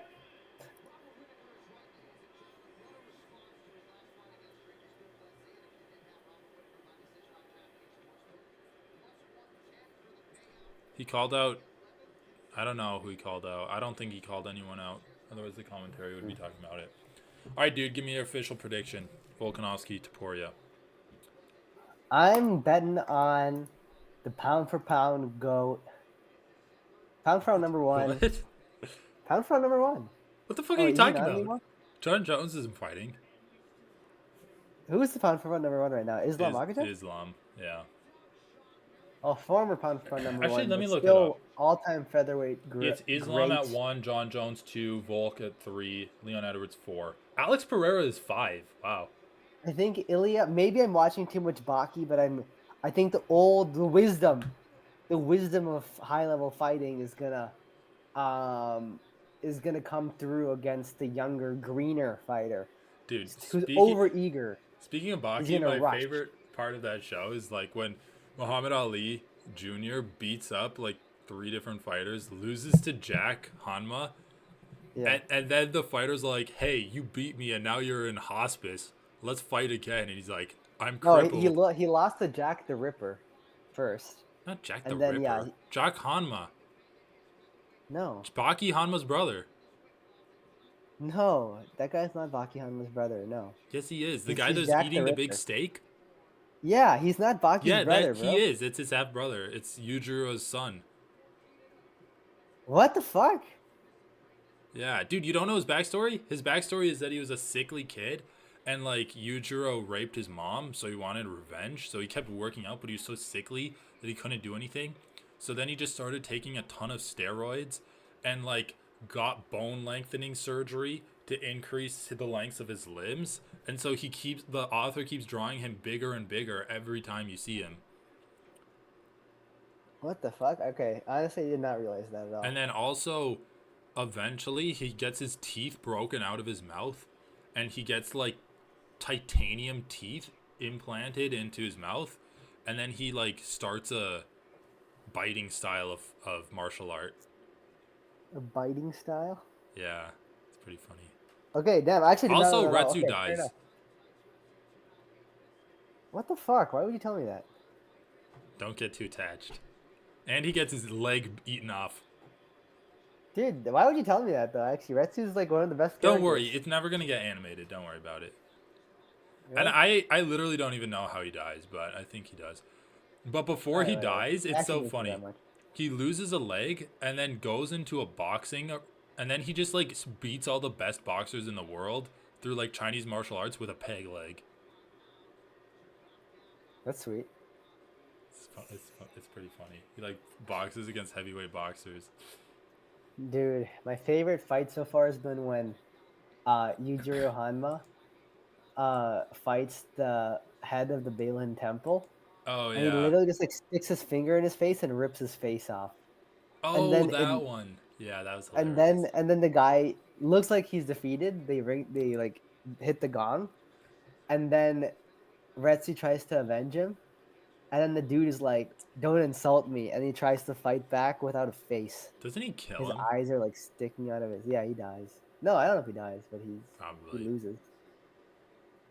I think he does die But dude, actually. anyway, like that show makes me want to see an anime show where they rip characters out of the UFC. It's like Ilia Topuria, and he like does crazy stupid Yeah, shit. that's He's like fair. he fights bulls as a kid, like single-handedly just Yeah, knocking just bulls like down.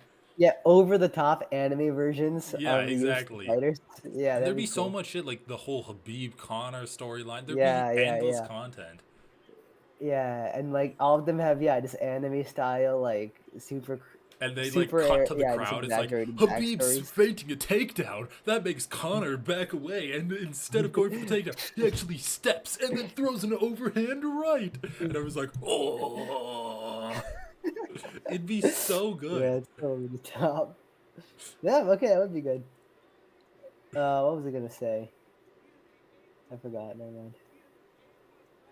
Okay, anyway, so you think Volk's gonna win? I do have to tell you something though.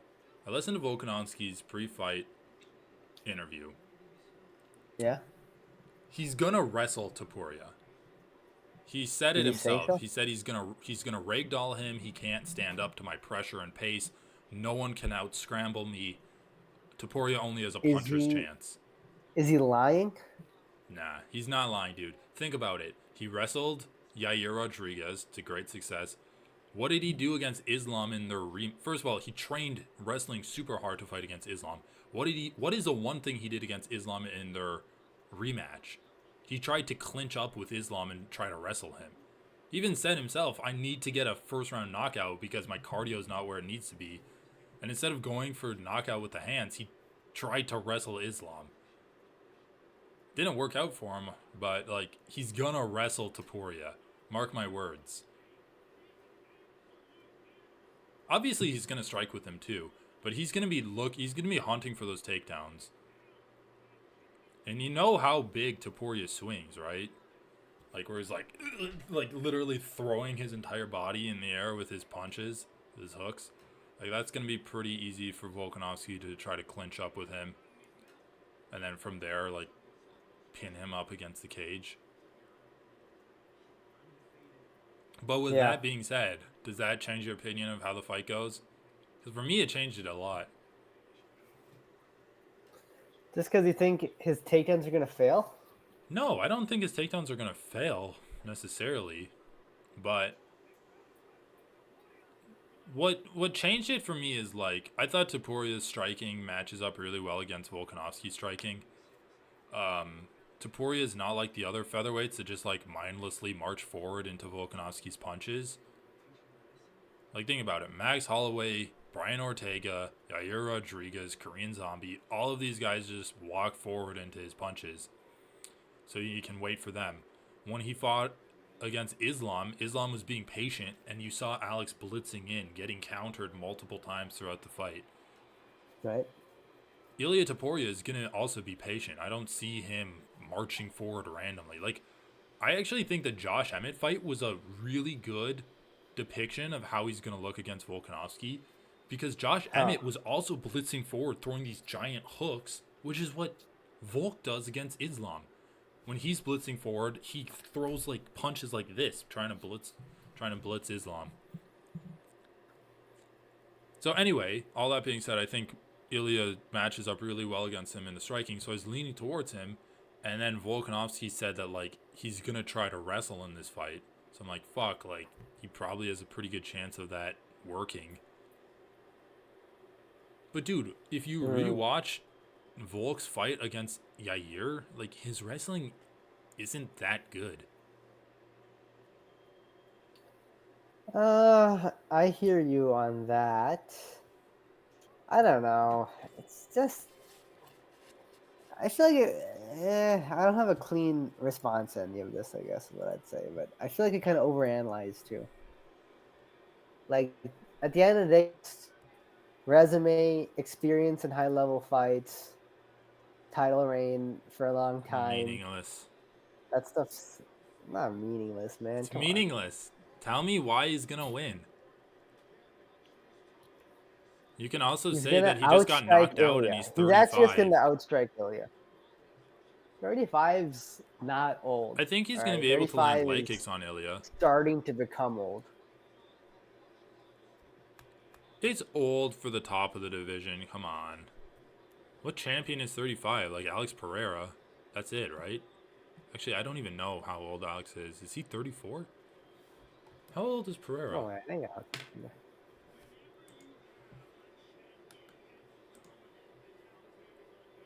36. He's 36. Although that is a higher weight class, so. Yeah, it's a higher weight class though, so it's not the same.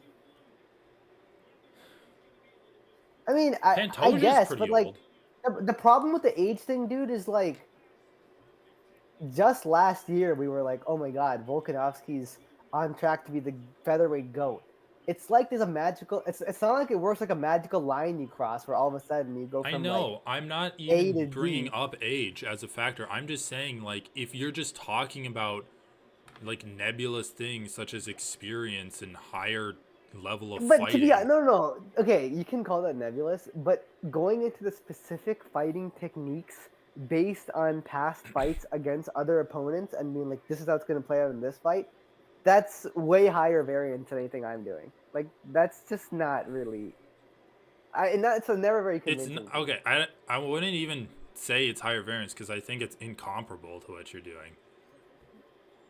That's what I'm saying. It's higher variance. Like, it could be true. Like, it might be true on average, but fight to fight, it's going to vary a lot. Well, yeah, of course. That's why you need to look at style matchups. Like, I don't know. You can you can definitely look at things that All I'm fighters saying is do there's no well. perfect analog. There's no great perfect analog to fighting Volkanovski. Volkanovski is a uniquely good fighter. Yeah, but there's definitely patterns you can pick up on what he does. Like, dude, he's gonna switch stances. He's gonna like try to dart in and out, throw leg kicks. He's Probably gonna switch stances, dart in and out. I agree with all that. Throw like leg probably kicks, blitz into mix in some combinations. takedowns and clinches. What he's gonna try to do against Ilia Topuria is like go in, make Ilia counter him, pull away, and then counter over the top. I mean, Josh like, Emmett's striking is like not even comparable to Volk. It's comparable. It's just objectively worse, though. But Yeah, it is so comparable the way, way he it's way blitzes worse. in and throws hooks. That's exactly it's what way worse. Volkanovski did against Islam. But when you do that better and then also mix in takedowns, it's a much harder. Mix in takedowns, also mix in leg situation. kicks. One of the things Volkanovski did super well is like he'll blitz you, you'll back away, he'll back the opposite way, and then throw a leg kick as like you're both retreating. And like even if he misses all of his punches, he'll still land a leg kick on you. So I think Ilia's gotta have to really stay diligent on checking leg kicks from Volkanovski, which he didn't do against Emmett. But dude, I also think that Ilia has the power advantage in this fight, and he has the chin advantage too. Like Ilia's chin is crazy. Yeah, he has the power advantage for sure. Like he got head kicked by Jai Herbert, sat down to his got ass. knocked out by a head kick.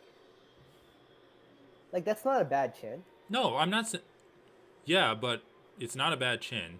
But Ilia also got sat down by a head kick. Volkanovski's just been dropped a lot. Yeah. He has more miles on him for sure. He has more miles on him and more instances of seeing his chin get cracked.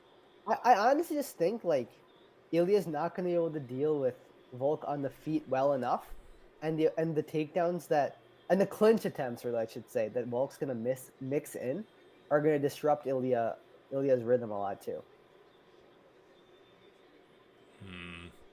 I don't see anything. Here's the way I'd put it. I don't see anything Ilia is going to do very well against Volk. That's what I'd put. He's That's going what to I'd jab say. him. He's going to leg kick him. He's going to counter him when Volk blitzes in. That's what he's going to do well.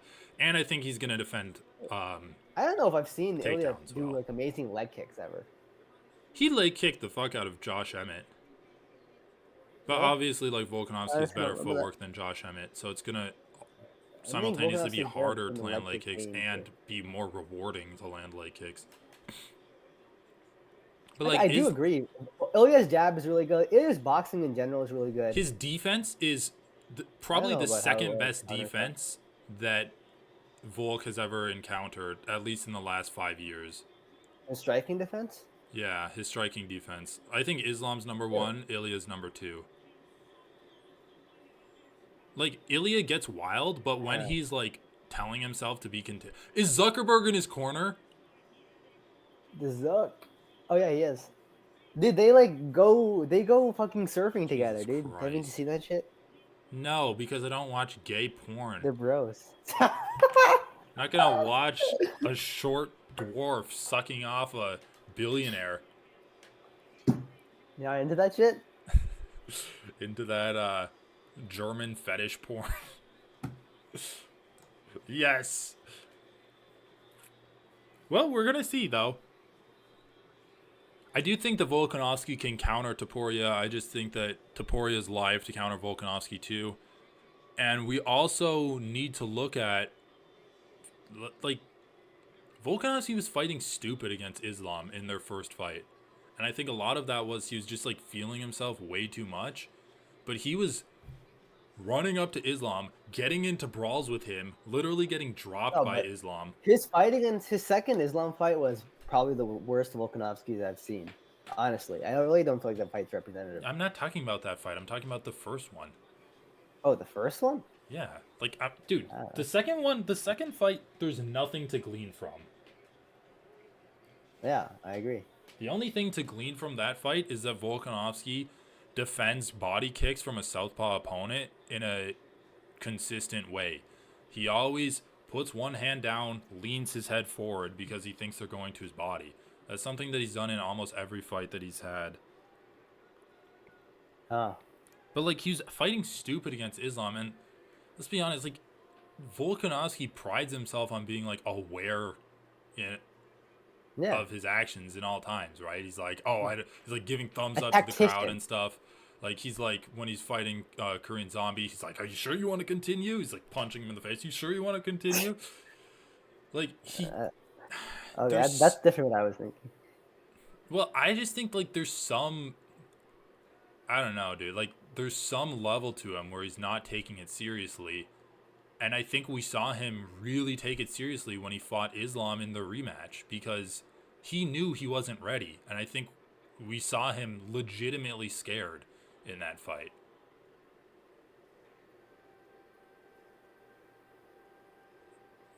Why did I bring that up? I don't fucking know.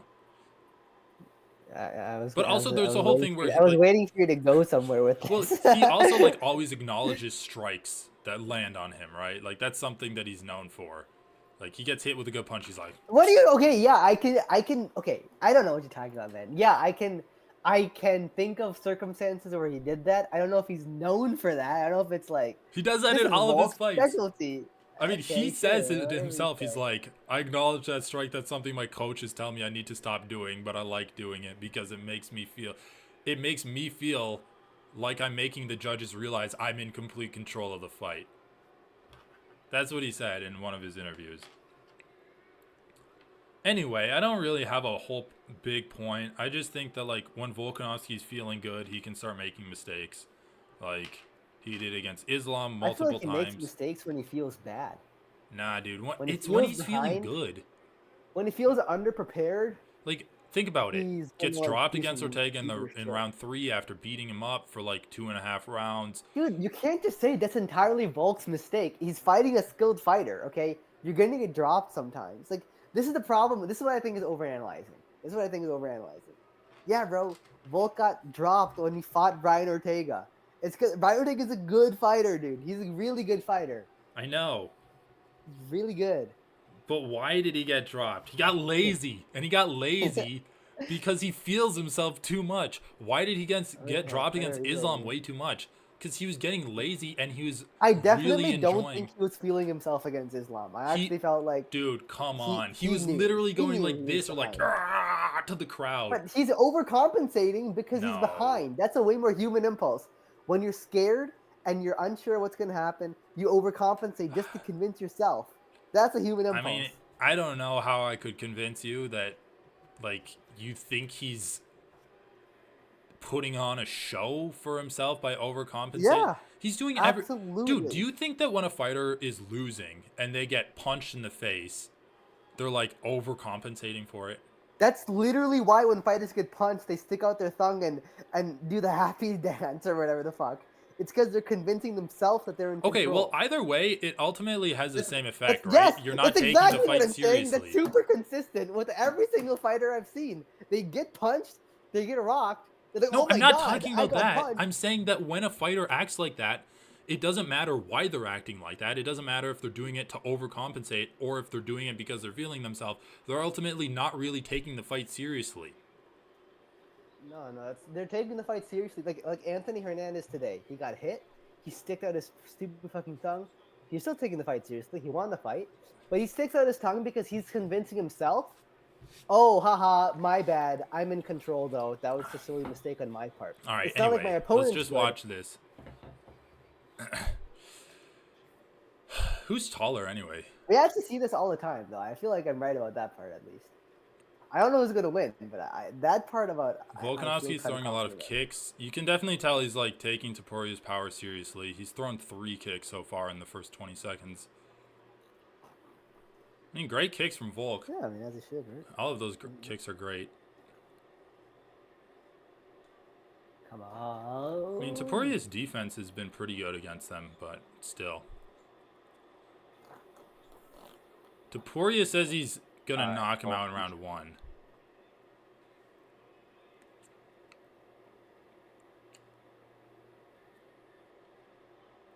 Oh, by the way, my official prediction was top by a decision. What about yours?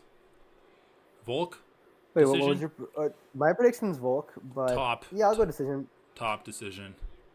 Top decision. Okay, sure. I think he's gonna win rounds 3, 4, 5. Oh, really? Yeah. If anything, I would give those rounds to Volk. Give the earlier rounds to Ilia. But Volk's so good at like filling the void with like stuff. Just filling it with movement.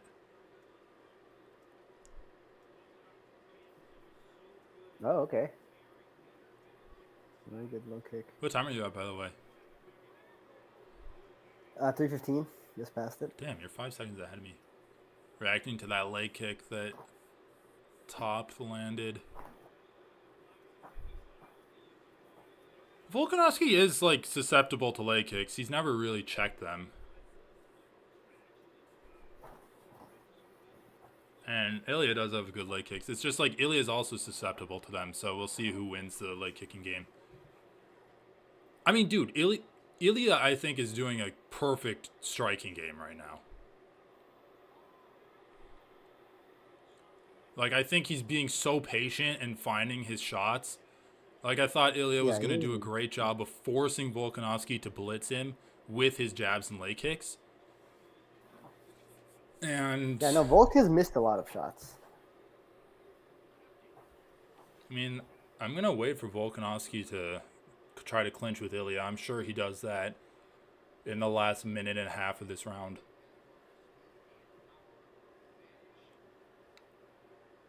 Also, Ilia's doing a good job of, like, crushing the distance whenever Volkanovski tries to throw a kick.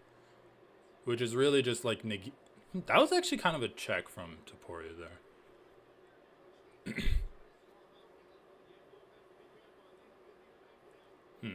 That's funny.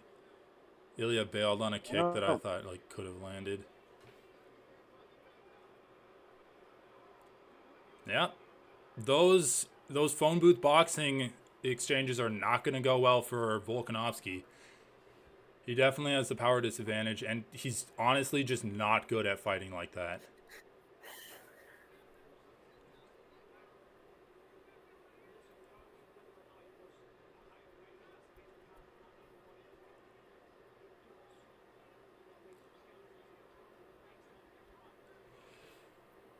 Fuck, man. I'm stressed out from this one.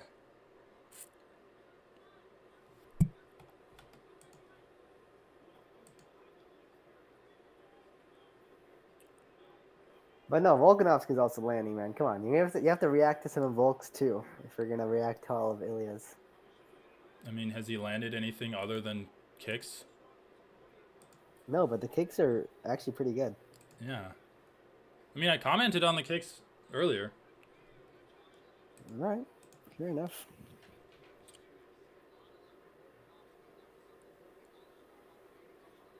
I mean, yeah, dude, it's gonna just be a leg kicking And battle. just money in the bank for later rounds too. I mean, it's round 1. What, the leg kicks? Yeah. I mean, dude, Ilia has done a good job of defending kicks to his body, but he's checked like one leg kick that Volk's thrown. He's got hit with a lot of leg kicks. Yeah, exactly. He's only checked one. Like, Yeah, he's not probably good at checking leg kicks, so in order to But win that if you're leg kicking guessing battle. the fight goes to decision, then that's a huge problem, right? Yeah, but Volkanovski's also not checking leg kicks. But Ilya's getting hit with more leg kicks. Why am I counting the checking rate? I'm counting the getting hit rate. Yeah, I know, but Yeah. So what's the okay? that's what I'm saying. He's gonna have I to don't land more than understand. Volkanovski is. Like, dude, All I'm saying is he didn't land more than Volkanovski, and your response is Volk is not checking kicks. He got hit with fewer kicks because Ilya threw less, yeah. and so therefore by the Dude, this yes, is relevant Volkanovski's metric, right? winning the leg kicking battle right now, but to be fair, Okay. to be honest, that's Oh, not even okay. a foregone conclusion because I think Ilia has landed the harder leg It's kicks not on nothing's Volk. a foregone. It's round 1. I never said anything. I'm Did I just say it's saying a it's foregone not. conclusion? Ilia also I'm lands saying if harder you're gonna kicks on project, Volkanovski. if you're gonna project the data from round 1 on the rest of the fight, which you've been doing in every other circumstance, Yeah. then you should do it in this circumstance as well, right? For leg kicks. Yes, but that's what I'm trying to say. Why it's not a foregone conclusion that he's winning because Ilia's leg kicks seemed to land harder than Volk's No, leg kicks I'm did. also not saying it's a forgotten conclusion. Okay. But I agree with you. Like, neither guy's checking leg kicks. So it's just going to be whoever lands more or throws more, ultimately. And it's not all about checking too. It's about the footwork that puts. Who won that round, anyway? It's close. Literally even odds. Anyway, significant strikes wise, they counted and Volkanovski was ahead, but I mean, Ilia had a couple of really hard leg kicks and like one or two big punches to the head, and then Volk landed good kicks to Ilia's body and legs and like some jabs. Wow, Aaron Bronsetter's good. Yeah, it's split. It's extremely even. I'm not even gonna look at the fucking Twitter shit. And I do think you're giving the footwork not enough credit. Like part of the reason Ilya is not throwing as many leg kicks is because Volk's not putting himself in a position to get leg kicked as much. Yeah, that's what I'm saying. Like, he landed good leg kicks against Josh Emmett, but it's going to be harder to land those kicks against Volk because of Volk's footwork. But I also think they're going to be more rewarding because of how good Volk's footwork is. Like, if you can take that away from Volk, that's going to be... Okay. What's the crowd chanting? Really close striking numbers. Volkanovski's definitely pulling ahead on the leg kicks. The striking numbers are close, but also let's be like Ilya has way more to the head, and Volk has way more to the legs and a little bit to the body too. So he has 3 more to the body compared to 5 more to Ilya's head. It's just the only real difference is Volk's leg kicks are really pulling away. Yeah. But I don't know. I feel like it's a philosophical thing, but I actually. But again, like Volkanovski's not even. That's actually like the end goal, in my opinion. But dude, just tell me, has Volkanovski thrown a single leg kick that's taken Ilia off of his stance? Because Ilya's thrown about like 5 of those on Volk. It doesn't always work that way. I know it doesn't always work that way, but it is a visual indicator of how heavy the kick lands, and thus how damaging it is. I don't think Volk ever puts like 100% into leg kicks. No, he doesn't. He definitely doesn't. But that doesn't, like, again, that doesn't matter. You can destroy someone's leg without Yeah, ever exactly. forcing it away from them. Interesting. That was a fun little exchange there. Volkanovski's jab is looking really good this round.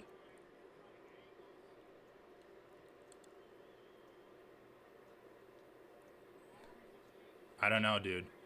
Ah, the leg kicks are trading so good. Like, both guys are landing good ones. I mean, dude, can we give Ilia some credit, though? Like, he's literally going tit for tat with... Dude, I'm just balancing out the narrative, all right? Before the fight, I was like really high on Ilia too.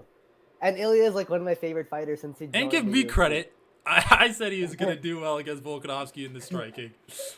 I want my credit, too. Like, it's not just Ilia's win. Uh-oh. 5 Sorry, minutes. dude, that was... Did you get me? Well, I told you, dude. No, you said decision. You said decision. I did Fuck say off. decision, but I also told you that Ilya was going to do way better against Volkanovski in Yeah, those he did. phone booth boxing situations. Yeah.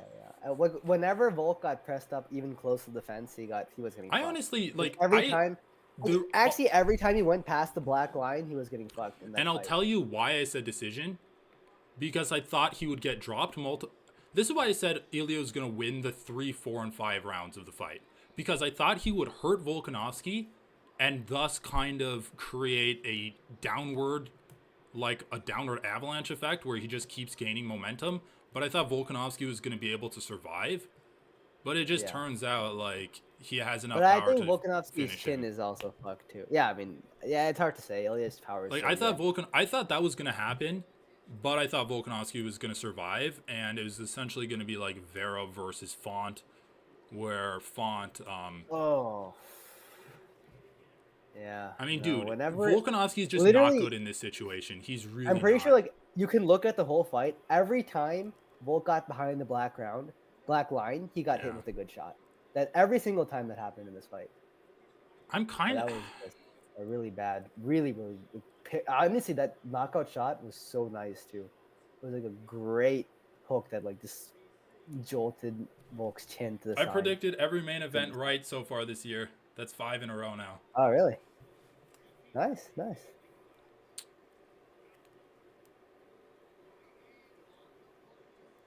I mean, I'm super happy with my analysis of this fight. I don't think I got any... Like, ultimately, my prediction was wrong, but I don't think I got anything your prediction off. was wrong, so sorry. I mean, dude, come on. It's a little presumptuous to say Ilya by knockout in round 2. Yeah, that's fair. No, dude, I don't know. I mean, the turnaround was too quick, though. Turnaround is really quick, and this is like a classic quick turnaround thing. You look okay, good, but like, good, what would have been different if the turnaround was longer? He would have been able to survive that shot? I guess just his chin. Yeah, it's just the chin. There's a chance of making it to the later rounds. I actually do still give Volk the inevitability in this fight, but yeah. It's not, I mean, he just doesn't have the... I don't know. I think the turnaround was too fast. But I do legitimately think, like, I'm not taking away from Ilya. Like, I think fighting caliber-wise, he really showed his skills really well. Like, definitely showed he was on Volk's level. Yeah, for sure. And, so, again, I'm not saying he won because of a quick turnaround. As I said... But it was a quick turnaround. Well, what I'll say is, like... Who do I think's a better striker? I actually think Volkanovski's a better striker. I just think Ilya's strengths matched up extremely well against Volk's weaknesses in this fight. Like, Volkanovski's weaknesses were the clinch situation, the phone booth boxing, and when his opponent is patient and not just marauding forward, that he really struggles against that. But dude, it's not even his fault. Like, he literally acclimated to the environment of the featherweight division. Look at his opponents. Max Holloway 3 times, Brian Ortega, Korean Zombie, and then Yair Rodriguez. All of these guys are crazy motherfuckers with, like, iron chins that just walk forward to try to hit you. Like, that's the perfect style against that, is what Volkanovski became. The problem is, like, Topuria and Islam are just... Ilya's footwork was also, like, we're not giving enough credit to. Like, he was staying in the center and cutting Volk off really well. He wasn't following Volk around. He was, like, staying in the center and slowly cornering him to the fence. No, you're right. And he did so once every round. That's also a reason why I didn't think he was going to finish Volk, because I didn't... I didn't see his footwork being that good. Like to be able to consistently His footwork was pressure Volk just up like against the cage. just the pressure of his footwork was really really good. Yeah, no, I don't know. I don't know. I actually think though, like I don't know. I always say this after a couple losses, but I think it's very justified. I think Volk should retire. I think Volk should retire. I just don't see his. Either he has to take a big break, come back and see how his chin fares. But big breaks are a problem when you're 35. Or you keep going, but his chin really needs a break. I mean, this is 2 knockouts in a row, quick turnaround. And there's no So good path. so Either way, there's no good path forward. So obviously you he's got it. not gonna want to retire, right? And it's not like Ilia's going anywhere like Alex Pereira had a chance of moving up in weight and then Adesanya could slip back in there. It's like Ilya can't go to lightweight though. what are Volk's options here, right? Retire, That's what I'm saying. What are his immediate options? rematch with Ilia. Immediate for him. Maybe like after 6 months he comes back at the end of the year. Fights for the title. Or fights a contender. No, but I don't see, dude. He needs more than 6 months. And December would be his earliest fight date at this point. The problem You can't fight. You can't get knocked out 1 month or how many months later? 2 months later, get knocked out again, and then come back in 6 months. That's not dude, how that I works. agree with you. The one thing I would say is like when he took the Islam fight on short notice, he got paid like historic amounts of money to do it, and his contract is so fucking good right now. Like, is it worth your brain health for another like $5 million payday? You're talking to me when I'm broke, so. No. Well, I mean, I'll talk to you when you're 35 years old, 5'6", and you have like 5 kids, and you just got What's knocked out 5'6" twice. have to do with it? Well, that's Volkanovski's height. What? Come on, that's accurate, right? That was so random. All right. Yeah, 5'6". If he were 6 foot, then I would say retire. But 5'6". I mean, I'm now just gotta putting keep you going, in the right? headspace of a guy who just got knocked out twice. Dude, that was a He has one-hitter 5 quitter. kids. He has 5 kids. I don't know. Really? He has like at least 3. Look at this. Right hand over the top. I mean, this is a strike Islam landed on Volkanovski so much, Look at the knockout too. shot. Look at that. Like, that's literally the exact same strike Islam landed on Volk. It didn't put him down, and it was when Volk was blitzing forwards, but, like, dude, Volkanovski's just not a good phone booth boxer. He's great at, like, blitzing in and out, but not good when he's fighting in the clinch like that.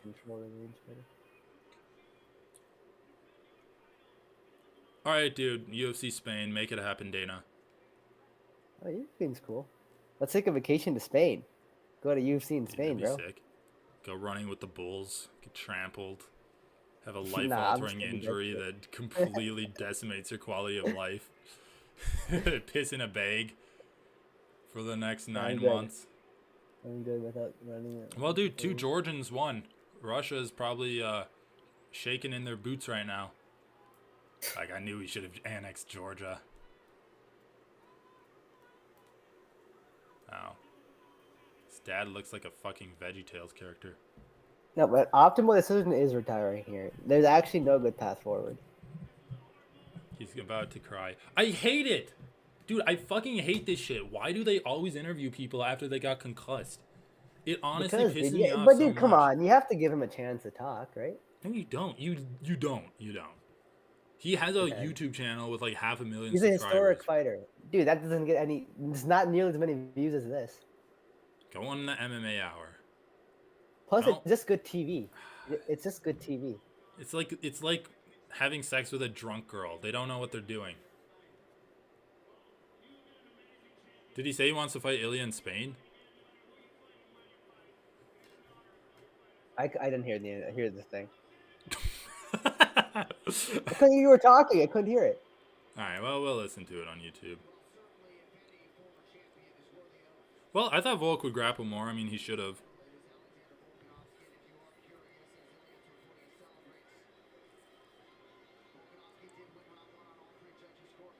Dude, I've been a Tupuria's fan since he joined the UFC. First fight in. Come on, dude. You jumped off the bandwagon at the last No, I moment. didn't. Yes, you did. I was You picked on an the old train, senile bald and I man that's watched them shriveled up go and from. barely clinging on to I watched life. them go from half dying against the Moroccan devil or the Tasmanian Oh, yeah, devil or yeah. whatever is That's that actually guy to becoming champion. Zalal, the guy that... Dude, I know. Zalal One thing Yusuf. that I noted when I was looking at Ilia Topuria is, like, as his level of competition improved, his also performances against them improved. It was actually crazy. Like, he's No, extremely he's talented. definitely improved in real time. Yeah, and he's improved in real But time it's not. too. But it's not That's, even like he but had a. that's actually when the minute when I think he was Volk's most formidable challenger.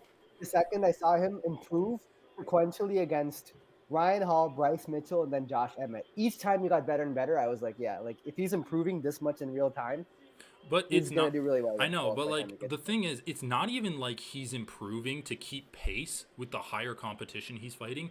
He's literally beating them more dominantly every time out. yeah. No, Like, yeah. like that's Yeah, actually exactly. mind-boggling to think about. Like, this guy is extremely talented, and he's Yeah, literally he's just super getting talented. better. Like, and saying he's just getting better is usually just something where he's like, oh, the sky's the limit. Like, who knows where? But he's shown No. that He's between fights, he's getting better. consistently improved. He's 27 years old, dude. I'm doing nothing with my life. Dude, all right. Time to start training MMA. You need a trainer. You need a hype man. I'll be. You know how they always like, oh, he's rolling deep. I'll be the one guy you roll deep with. He's rolling so deep. He has one person in his corner. Oh fuck, dude. Well, I mean, that main event was sick. Kind of, honestly though, disappointing. Like so I made that video for my other channel, and I'm like, I predicted Ilia by decision. And I'm like, it fucking is painful to predict Volkanovski to lose. Like, when he's fighting Islam, it's like, oh, he's the invading force. Like, Islam's gonna beat him. Islam is kind of this underdog character, especially after the first fight, and everyone's like, oh, Islam lost. Well, Islam's story is just so cool with the Khabib project. Yeah, Islam's story is so cool, but it's like, dude, the value and honestly just integrity that Volkanovski brought to the sport. Let's give him his obituary, okay? Let's give him a eulogy. But he really raised the, I don't know. He raised the standard of fighting, and he also raised the standard of how you act outside of the cage too. I know, he really did, right? Yeah, he was just like a chill guy who was kind of funny, into cooking. It's just like such a relatable dude, you know? Right. And like, dude, my girlfriend, I sometimes force watch MMA stuff, but like, she hates everything. She really liked Volkanovski. Like, I showed her the oh, he's too old bit that he did with that betting website, and like, it's like, oh, he's actually like a really good actor, and he's funny and like relatable type stuff. Like, my parents love him. Everyone I know, like, he's actually started. I think he had started to transcend just the bounds of like hardcore fandom of the sport into more casual and even more like not even like more maybe MMA adjacent fans. Yeah. And we also need to talk about like how willing he is to put his legacy on the line, and how quickly he's willing to do it. Like, it's just utterly impressive. Like, so much respect for him. He was a great champion. And I don't think he's going to have gold again, man. With Ilia Topuria there. Like, unless Ilia fights Conor McGregor at middleweight and gets knocked out, and then Volkanovski's there to pick up the scraps, like, I think it's fair to give him his obituary. I mean, definitely a Hall of Famer, and I really do think, like, greatest featherweight of all time at this point. That I will have to do more in-depth analysis for. I don't have the energy to do right now. I mean, dude, would you agree that if he had beaten Ilia, it's kind of I actually would agree, yeah. Yeah, no, I actually would agree with that. having beaten Ilya, it would have been like a I mean, I strong. don't give Yeah, Volk I any would have agreed. bullshit credit of like, oh well, he dared to be great against Islam twice. It's like, nah, fuck that shit. But like, he did such good stuff at featherweight, and I don't know, fighting so actively. He was a great champion. He was so fun to analyze and literally just represent the pinnacle of the sport. Like, you need a guy to represent the pinnacle of the sport. Otherwise, it's just going to be middleweight, where it's like meathead number 1 fights meathead number 2. Who's more meaty in their head? It's like, it's just, Yeah, it's true. yeah, I just appreciate him so much, man. Like, sucks to see him lose his belt like that, but I mean, yeah. It really does suck. I mean, let's also be honest. He underestimated Topuria. Yeah. Because Topuria didn't do anything in that fight that was surprising to me. Yeah, that's fair. He did underestimate Topuria. I mean, even just taking the fight so quickly is underestimating Topuria, in my opinion. Yeah, dude. Like, You're basically saying, if you take the fight on that short notice, you're basically saying, I'm never going to get hit hard by Topuria. so he got knocked out in October, right? That's at the end of October. That was like 30th or like end of October, let's say. Then November, December, January. This is February 17th. So that's 4 months after getting knocked out badly with the most concussive knockout. blow you can be hit with in pretty much all of combat sports. Yeah, exactly. That, I mean, honestly, in retrospect, I think you're right. Like, I wasn't even really considering it coming in. But, I mean, you said it in the Islam fight, too. Like, it's the short notice didn't work for him, and he came back way too Well, and keep in mind, the Islam knockout was pretty short after the Yair Rodriguez fight, where, I mean, he got hit. I mean, it's a fight. You're going to get some brain damage, you know? It's just like back to back How many to weeks back. was that, brain anyway? brain damage. Fuck, dude. Plus, like, not to mention, July 8th, did you hear all that shit where he's, like, talking about how he's drinking every day before the Islam fight?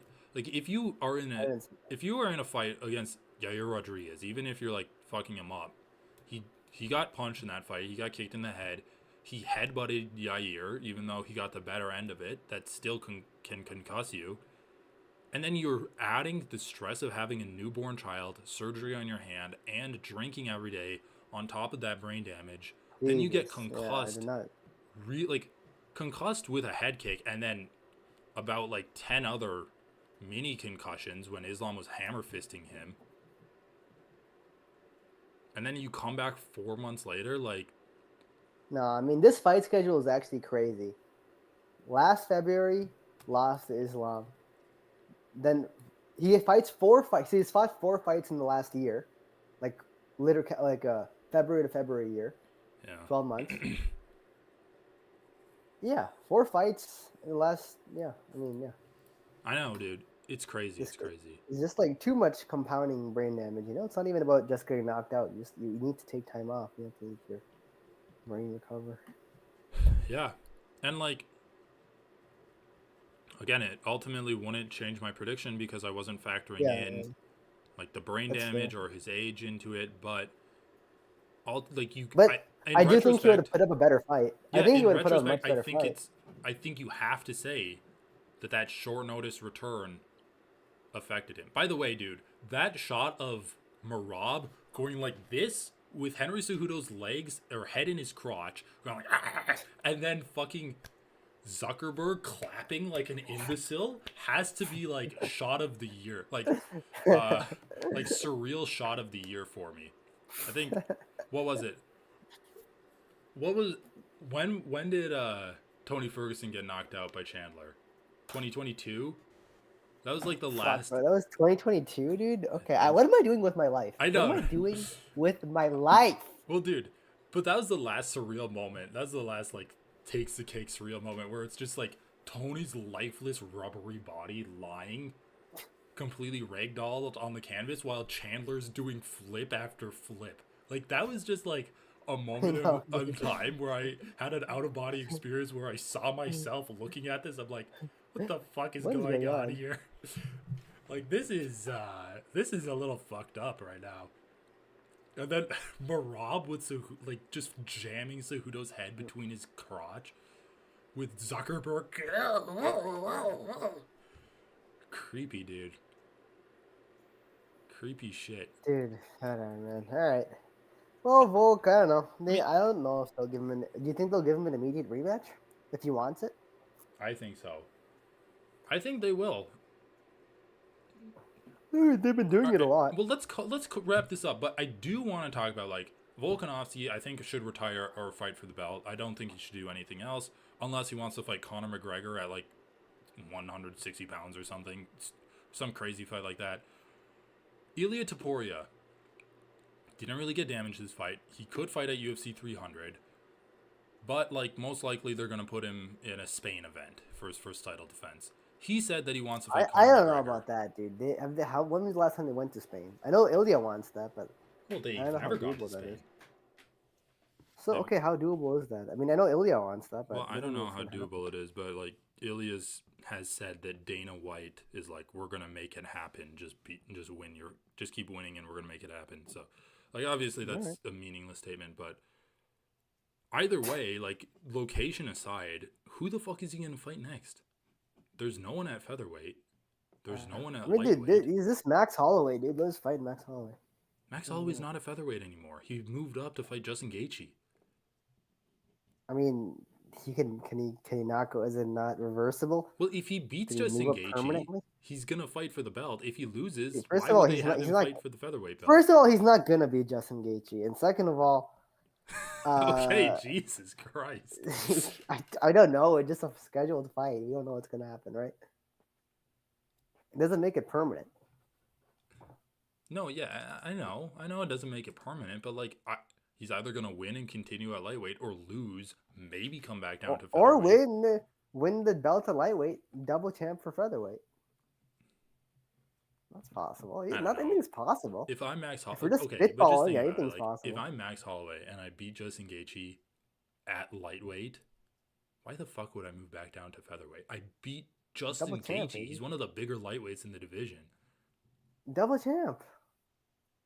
Well, he already was the champ at featherweight. Like, get the belt at lightweight. That's double champ. Simultaneous double. Simultaneous double champ. What the hardest No, thing in the sport that's to bullshit. do? Just do that. Yeah, exactly why you want to Against do the it. two Everyone wants best to do the hardest fighters thing. in those divisions have had in years, bro. Everyone wants to do the double champ thing. Come on. Why are you acting so like? Okay, but dude, What? like, What? Everyone wants to do ultimately, it. Max What are Holloway you fighting Ilia is not really a realistic answer. Who's he gonna fight next, bro? Who's he gonna fight? He called out Conor McGregor. Is that gonna happen? Really? That's what you called out? UFC 300, Ilya against Conor Conor McGregor's McGregor. trying to fight at middleweight, dude. Conor McGregor's literally gonna want to fight at middleweight. Dude, if I weigh 145 and I'm getting offered a fight 40 pounds higher, but it's against Conor McGregor, I'm doing it, dude. Coked up, No, that's roided up Conor after like 4 years off after a broken leg. You can, dude, think about it. Knock out Volkanovski, knock out Conor McGregor 2 months later. You're a fucking superstar. Oh, of course. Like, I mean, don't know if he's offered a fight against Conor McGregor, he's gonna take a fight against Conor McGregor. UFC But 300. Conor McGregor is not gonna do it, and they're not gonna do it not at featherweight. This Dana's not gonna allow Ilya to just like randomly fight Conor at middleweight. All right, That's a meaningless fight. They will not do that. Then it's gonna be Volkanovski fighting Ilya again. They're gonna put him on ice like they've done with so many of their other fighters. Like, holy shit, UFC, get your fucking act together. Like, you Yeah, put they're gonna put him fighters on on ice, or you overuse them and burn them out like Volk. I mean, they're dudes at featherweight because like there are dudes. I mean, Ortega could Movsar. come back. Movsar. He got his arm popped out. Mavzar's the only one. Dude, when was that? When did that dude Ortega's probably recovered by now? He's fighting Yair in like a few weeks. Again. Oh, really? I didn't know that. That's cool. I mean, yeah, whatever. I think it's like I think they're fine options. I think the best option is Max Holloway, actually, but yeah, you're right. It might be hard to do that soon. I think so. Or a Volk rematch. Like, If Dude, we I don't know. Volk rematch like in No, December, but Volk rematch is just like, yeah, but then Ilya's on ice till December. Why? I don't want that, bro. Like, no, yeah, I Ilya's so don't think cool. next, but I guess I wouldn't be mad at a Volk rematch. There's just no one at Yeah, yeah, featherweight. yeah. Oh no, you know what would actually be sick? Aljamain Sterling beats Cater at UFC 299, Oh, then he yeah, can yeah, yeah. fight That's true. Ilya. That would be good. That's true, but also, why not Mostar? Like, he's worked his way up. I don't see the problem with that. I mean, I guess, but he beat Arnold Allen. Is that? I don't know. I feel like Yeah, I Monzo think needs one that's more pretty good. fight, but I like ultimately I don't disagree with you. Like, why not him? I just think it's I kind mean, of like Mostar, a. I don't think he's gonna Mostar beat is. Ilya, dude. Like, come on, like. Yeah, he's not gonna beat Ilya, but I'm saying it's not like bad to give him a title shot. I mean, he's undefeated on a huge win streak. Even his UFC win streak's massive. Two, three, I four, guess five, six, Aljamain seven. Sterling is my number one choice right now. Yeah, I mean, it has a good storyline for sure. Yeah, it'd be fun. Okay, anyway. Yeah. I, Anyway, I don't think Aljo is more deserving than Mobstar, even if Aljo beats Calvin Cater. okay, If we're talking that's fair. That's deservingness. fair. I mean, I guess just in competitiveness, I would prefer to see Yeah, Aljo. competitiveness is, yeah, exactly. I agree with that. Let's see, Yep. All right. Well, I mean, no good UFC coming up, but like the next pay per view is cool. No, And no. I mean, yeah, I'm basically, yeah, I mean, I'll dude, look up the there's event, no but fucking good events. I like maybe you can go into the weeds and no, find something good, but the oh wait, yeah, actually I mean, next week's I'm is actually kind of interested good. in the co-main and main for next week. Nothing for the following week, and then Nothing 299. I'm else. interested in. Co-main and main is interesting. Literally nothing else. Mm, I might be down to watch the co-main and main dude, with you when the next week. fuck is Umar Nurmagomedov gonna fight? Like, talk about I putting know, fighters on ice. I Oh, know, dude. Yeah. He's fighting on March 2nd.